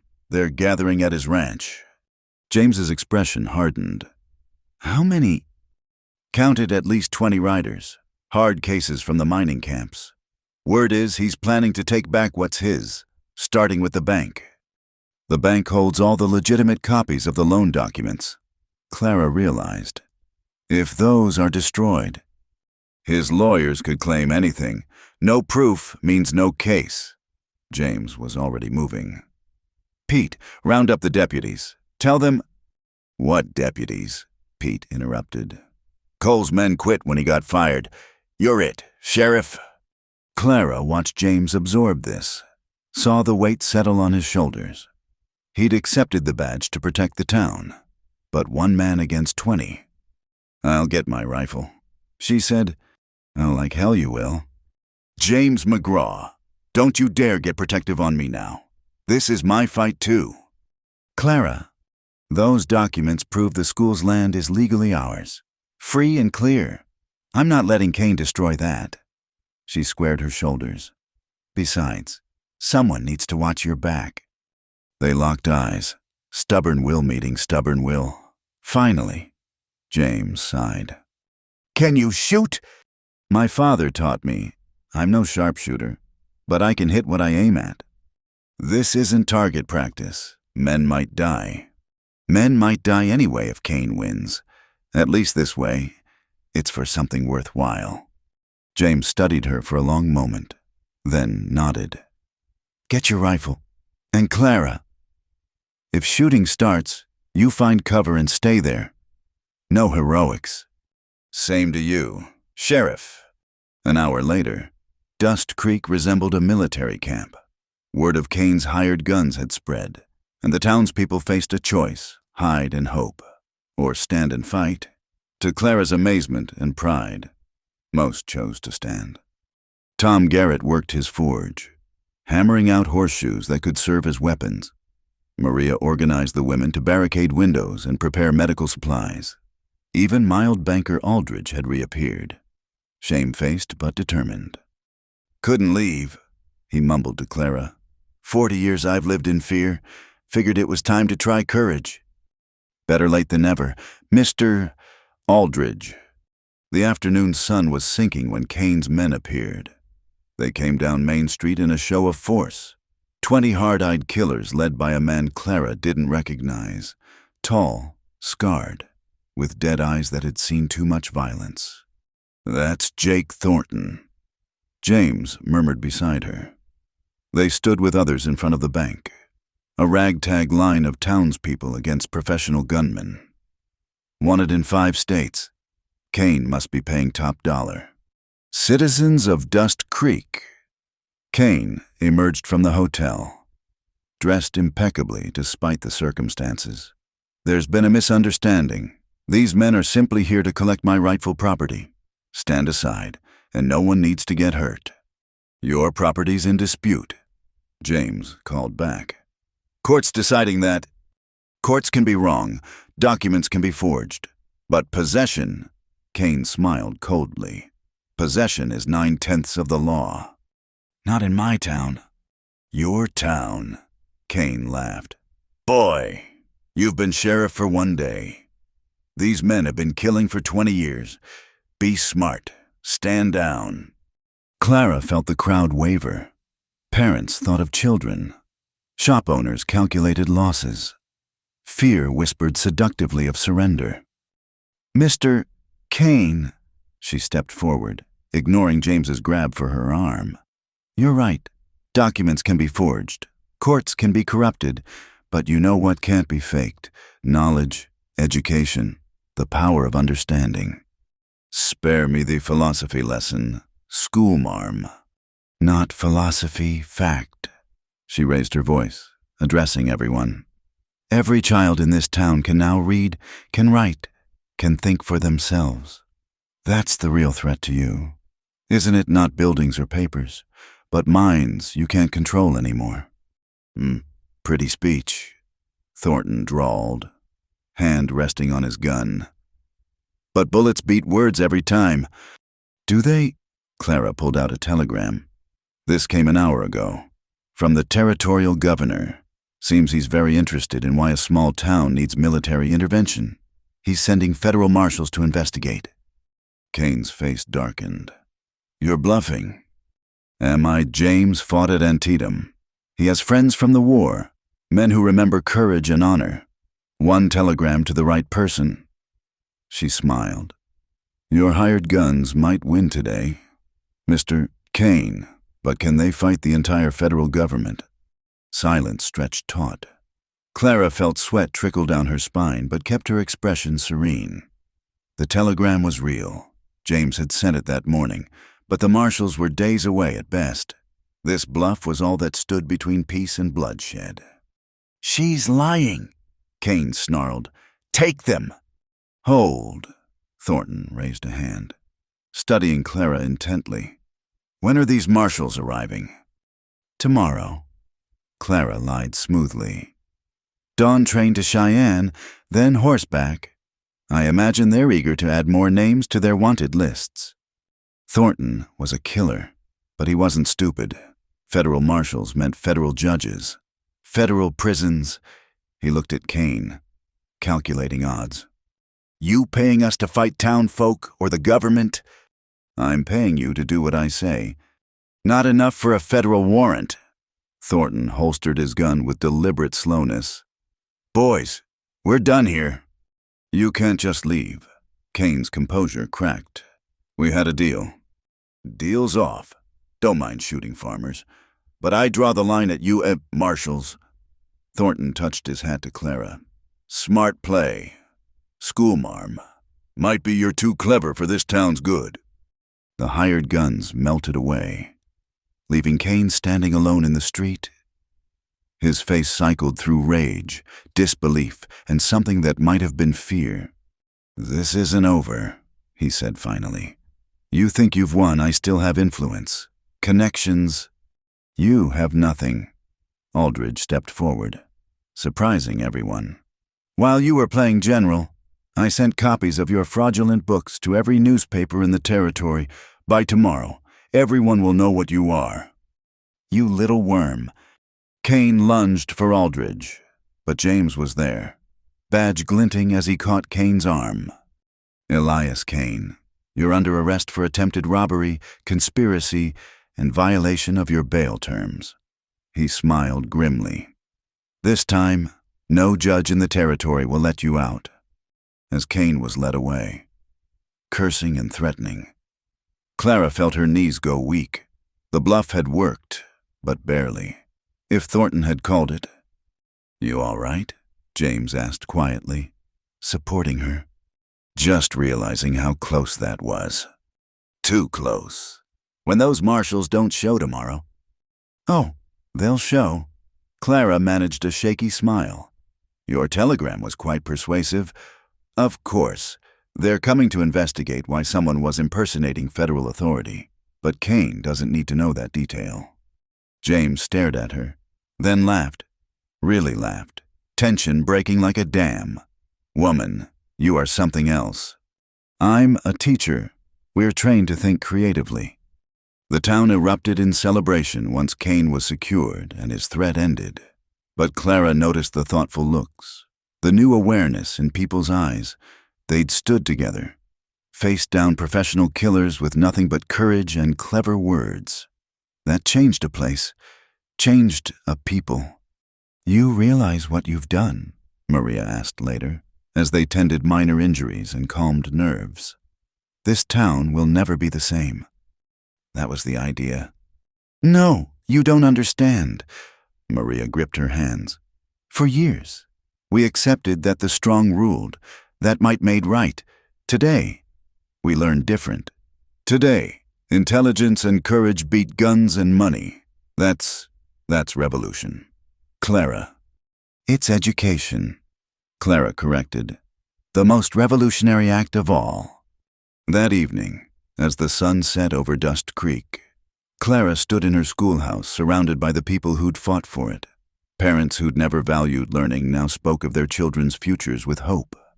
Children who'd witnessed courage saw that strength came in many forms. Speech, someone called.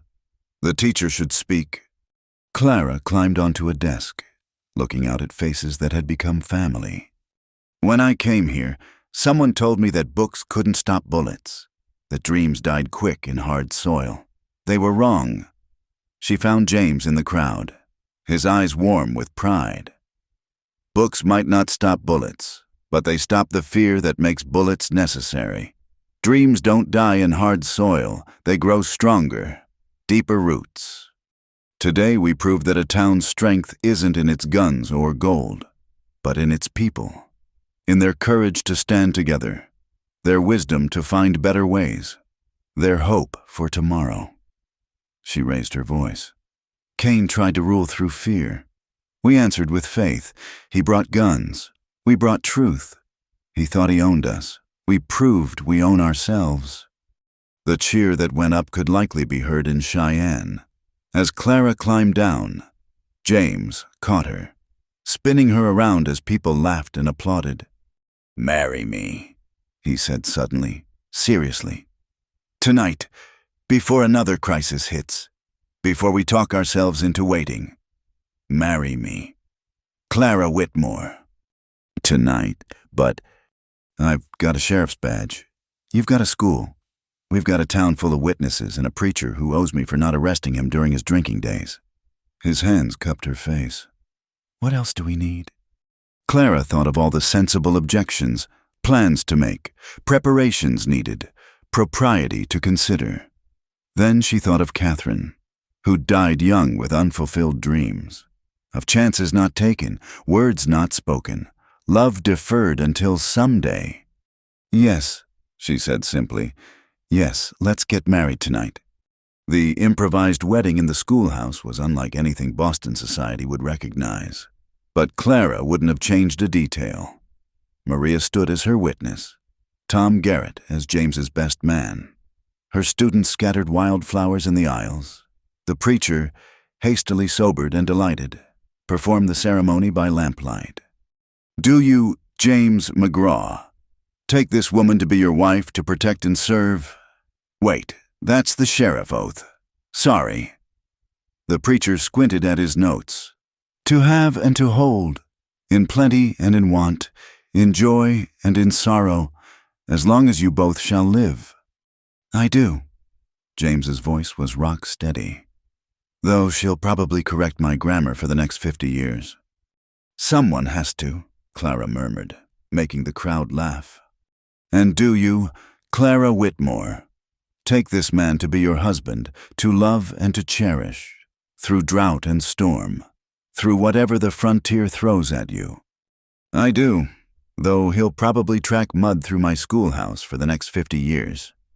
"Worth it," James grinned. "Then, by the power vested in me by the territory of Wyoming and the Almighty God who watches over fools and lovers, I pronounce you man and wife. Sheriff, you may kiss your schoolmarm."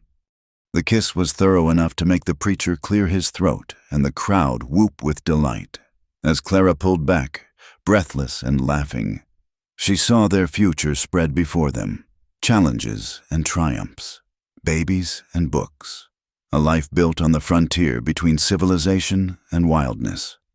"No regrets?" James asked quietly as well-wishers surrounded them. "Only one," Clara admitted.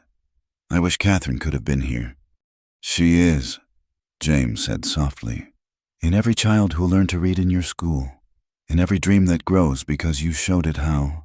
She's here, Clara, and she's proud."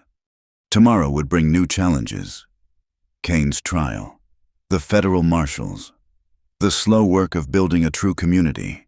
But tonight, in a green schoolhouse filled with light and laughter, love and learning had won the day. And that, Clara thought as she danced with her husband while her students sang and their parents clapped along, was the most important lesson of all. 6 months after their wedding. Clara stood in the doorway of the expanded schoolhouse, watching her students prepare for the spring recital. The building now boasted 2 rooms, thanks to the fund established with Kane's seized assets. Where once 15 children struggled with basic letters, now 43 students of various ages filled the space with eager voices. "Mrs. McGraw." Sarah Garrett ran up, braids flying. "Miguel says his poem is better than mine because it's longer. That's not true, is it?" "Quality matters more than quantity, Sarah, though both of you have worked very hard." Clara smiled, remembering her own competitive spirit at that age. "Why don't you both recite for me now? Consider it a rehearsal." As the children performed, Clara's hand drifted to her still flat stomach. She and James had decided to wait until after the recital to announce their news, but keeping the secret grew harder each day. This child would be born into a world so different from what she'd found when she first arrived. A world where education was valued, where justice had roots, where dreams could grow as tall as the prairie grass. Clara Maria appeared at her elbow. "The committee is here for the meeting." Clara nodded, leaving her assistant teacher, young Emma Paulson, fresh from Denver, in charge of the students. The committee meeting was a new development, born from Dust Creek's transformation. Representatives from 3 neighboring towns had come to discuss replicating their educational success in what had been Kane's saloon, now converted to a community center. Clara found the gathering already in progress. James sat at the head table in his sheriff's capacity, while Tom Garrett represented the town council. The visitors looked skeptical but curious. Mrs. McGraw, said Charles Winters from Rock Ridge, a town 50 miles west. We've heard remarkable things about Dust Creek's progress. Literacy up 70%, crime down by half, new businesses opening, all in less than a year. Education creates opportunity. Mr. Winters. When people can read contracts, calculate fair prices, and communicate effectively, they make better choices. But the cost is far less than ignorance. Clara pulled out her carefully prepared figures. Before our school opened, Dust Creek lost an average of 5 families per year to bankruptcy or exploitation.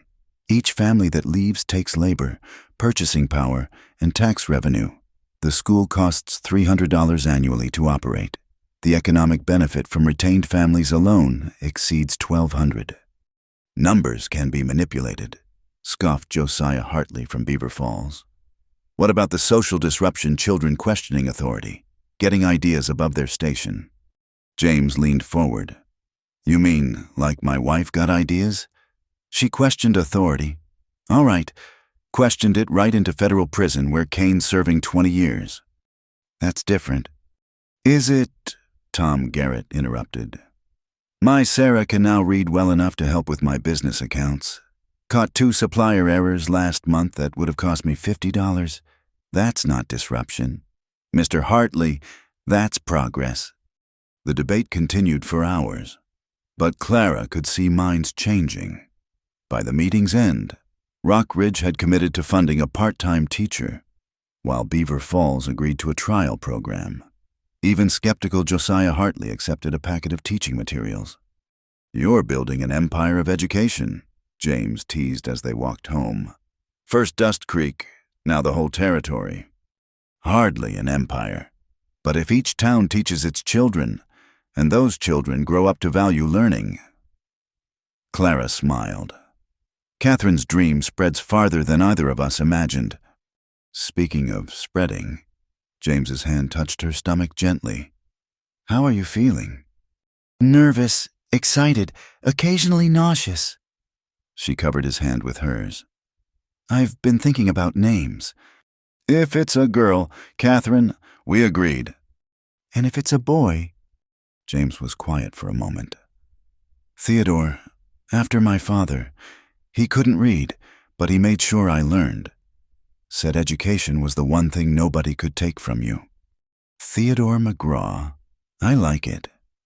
Clara leaned into her husband's warmth.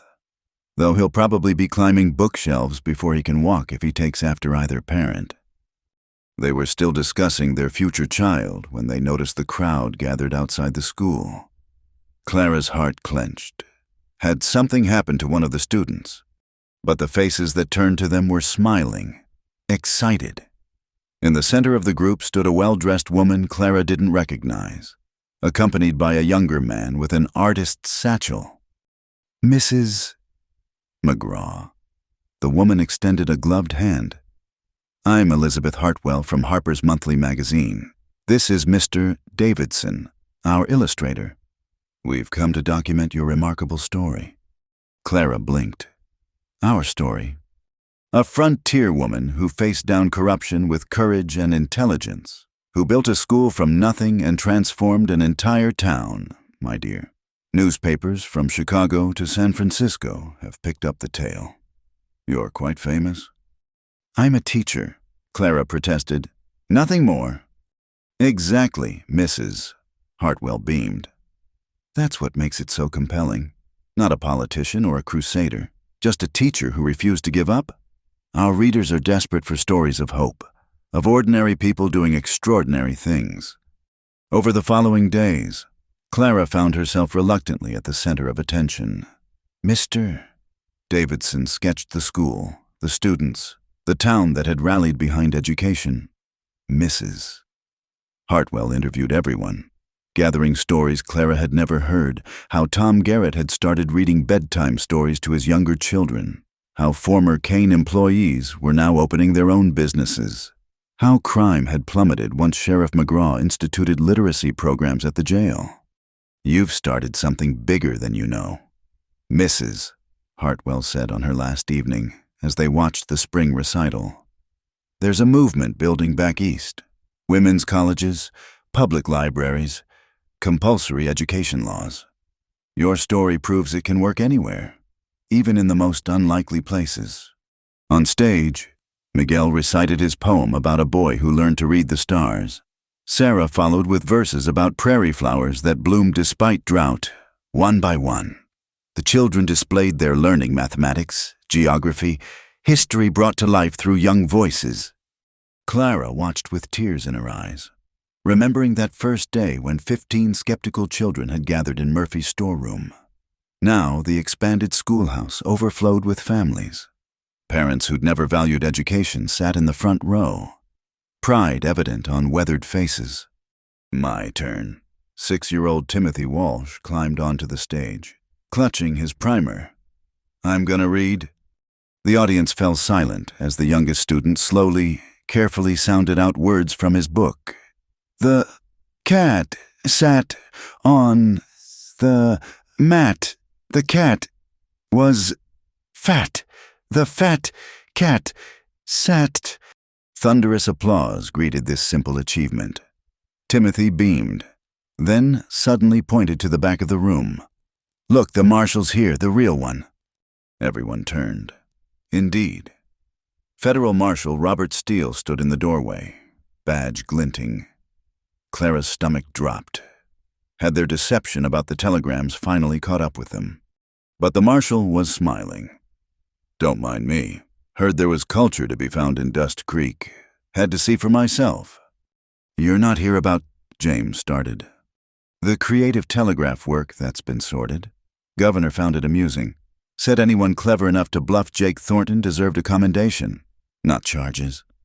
Steele found a seat. "Please continue. Haven't heard poetry recited since I left Baltimore." The recital resumed, but Clara noticed the marshal watching intently, occasionally jotting notes. When it ended and families dispersed for the evening social, he approached. "Hey, Mrs. McGraw, Sheriff, walk with me."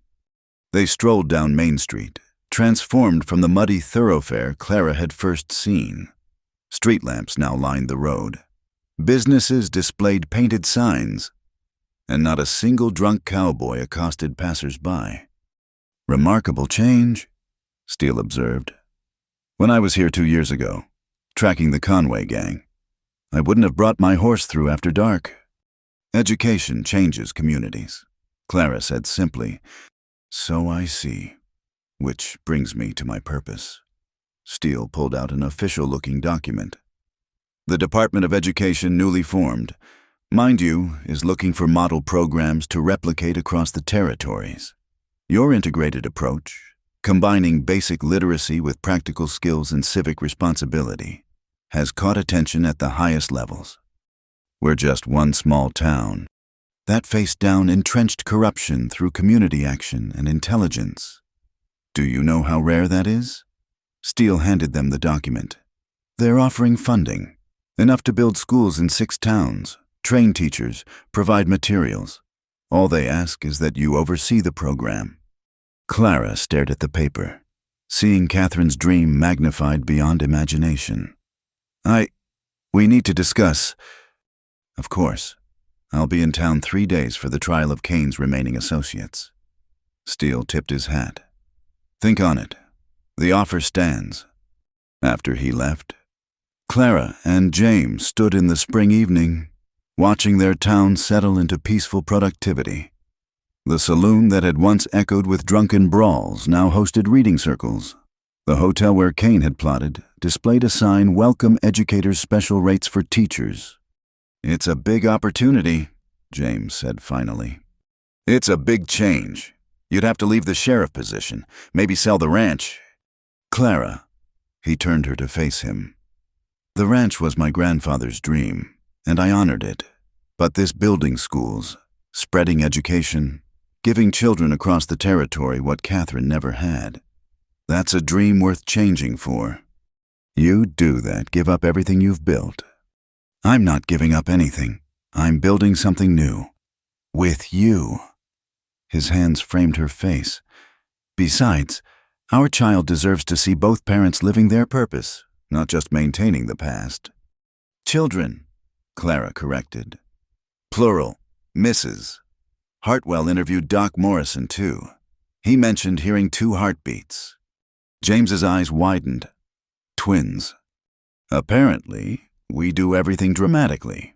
Why should parenthood be different? He kissed her thoroughly, there in the middle of Main Street, not caring who saw. Theodore and Catherine. Or Theodore and Josephine. Or Catherine and Elizabeth. Clara laughed against his lips. We have time to decide. We have time for everything now. James pulled back, eyes serious. Do we take the government offer? Clara looked at their school, bright with lamplight, filled with the future's voices. She thought of all the children in all the towns who waited for someone to believe in their potential. Of Catherine, reading by candlelight, dreaming of more. Of her own children, who would grow up in a world where education was a right, not a privilege. Yes, she said firmly. We take it. We build schools and train teachers and show every frontier town that books are as essential as bread. Even if it means dealing with government bureaucracy. Even then, though I may need to teach them some efficiency along with the 3 R's. James laughed, spinning her round as he had on their wedding night. Have I mentioned lately that I love you? Not in the last hour. Shameful neglect. I love you. Clara McGraw, teacher, fighter, mother-to-be, and apparently, future superintendent of territorial education. I love you too. James McGraw, rancher, sheriff, school defender, and father of twins who will probably arrive in the middle of a committee meeting. They walked home together, past the school where children's artwork decorated windows, past the library that had opened in Kane's former warehouse, past the newspaper office where young Benjamin Curtis, one of Clara's first students, was learning to set type. That night, as Clara prepared lessons for the next day, she found a letter slipped under the schoolhouse door. The handwriting was shaky, unpracticed. Dear Mrs. McGraw, I am 47 years old and never learned letters until my daughter started your school. She taught me at home what you taught her. Today I read my first book complete through.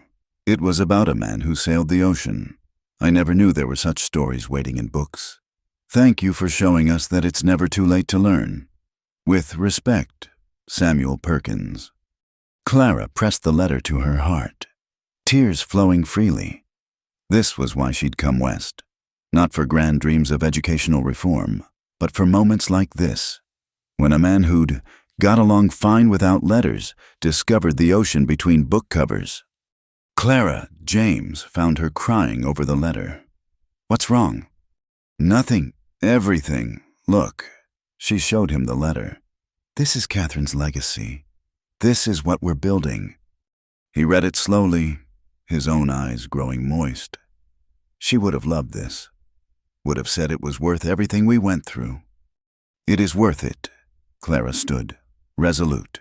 Every threat, every challenge, every moment of doubt, leading to this, a town where fathers learn alongside daughters, where dreams aren't limited by ignorance. Outside, Dust Creek slept peacefully under stars that had witnessed its transformation, from a place where might made right to a community where knowledge created opportunity. From a town that feared change to one that embraced it. Tomorrow would bring new challenges.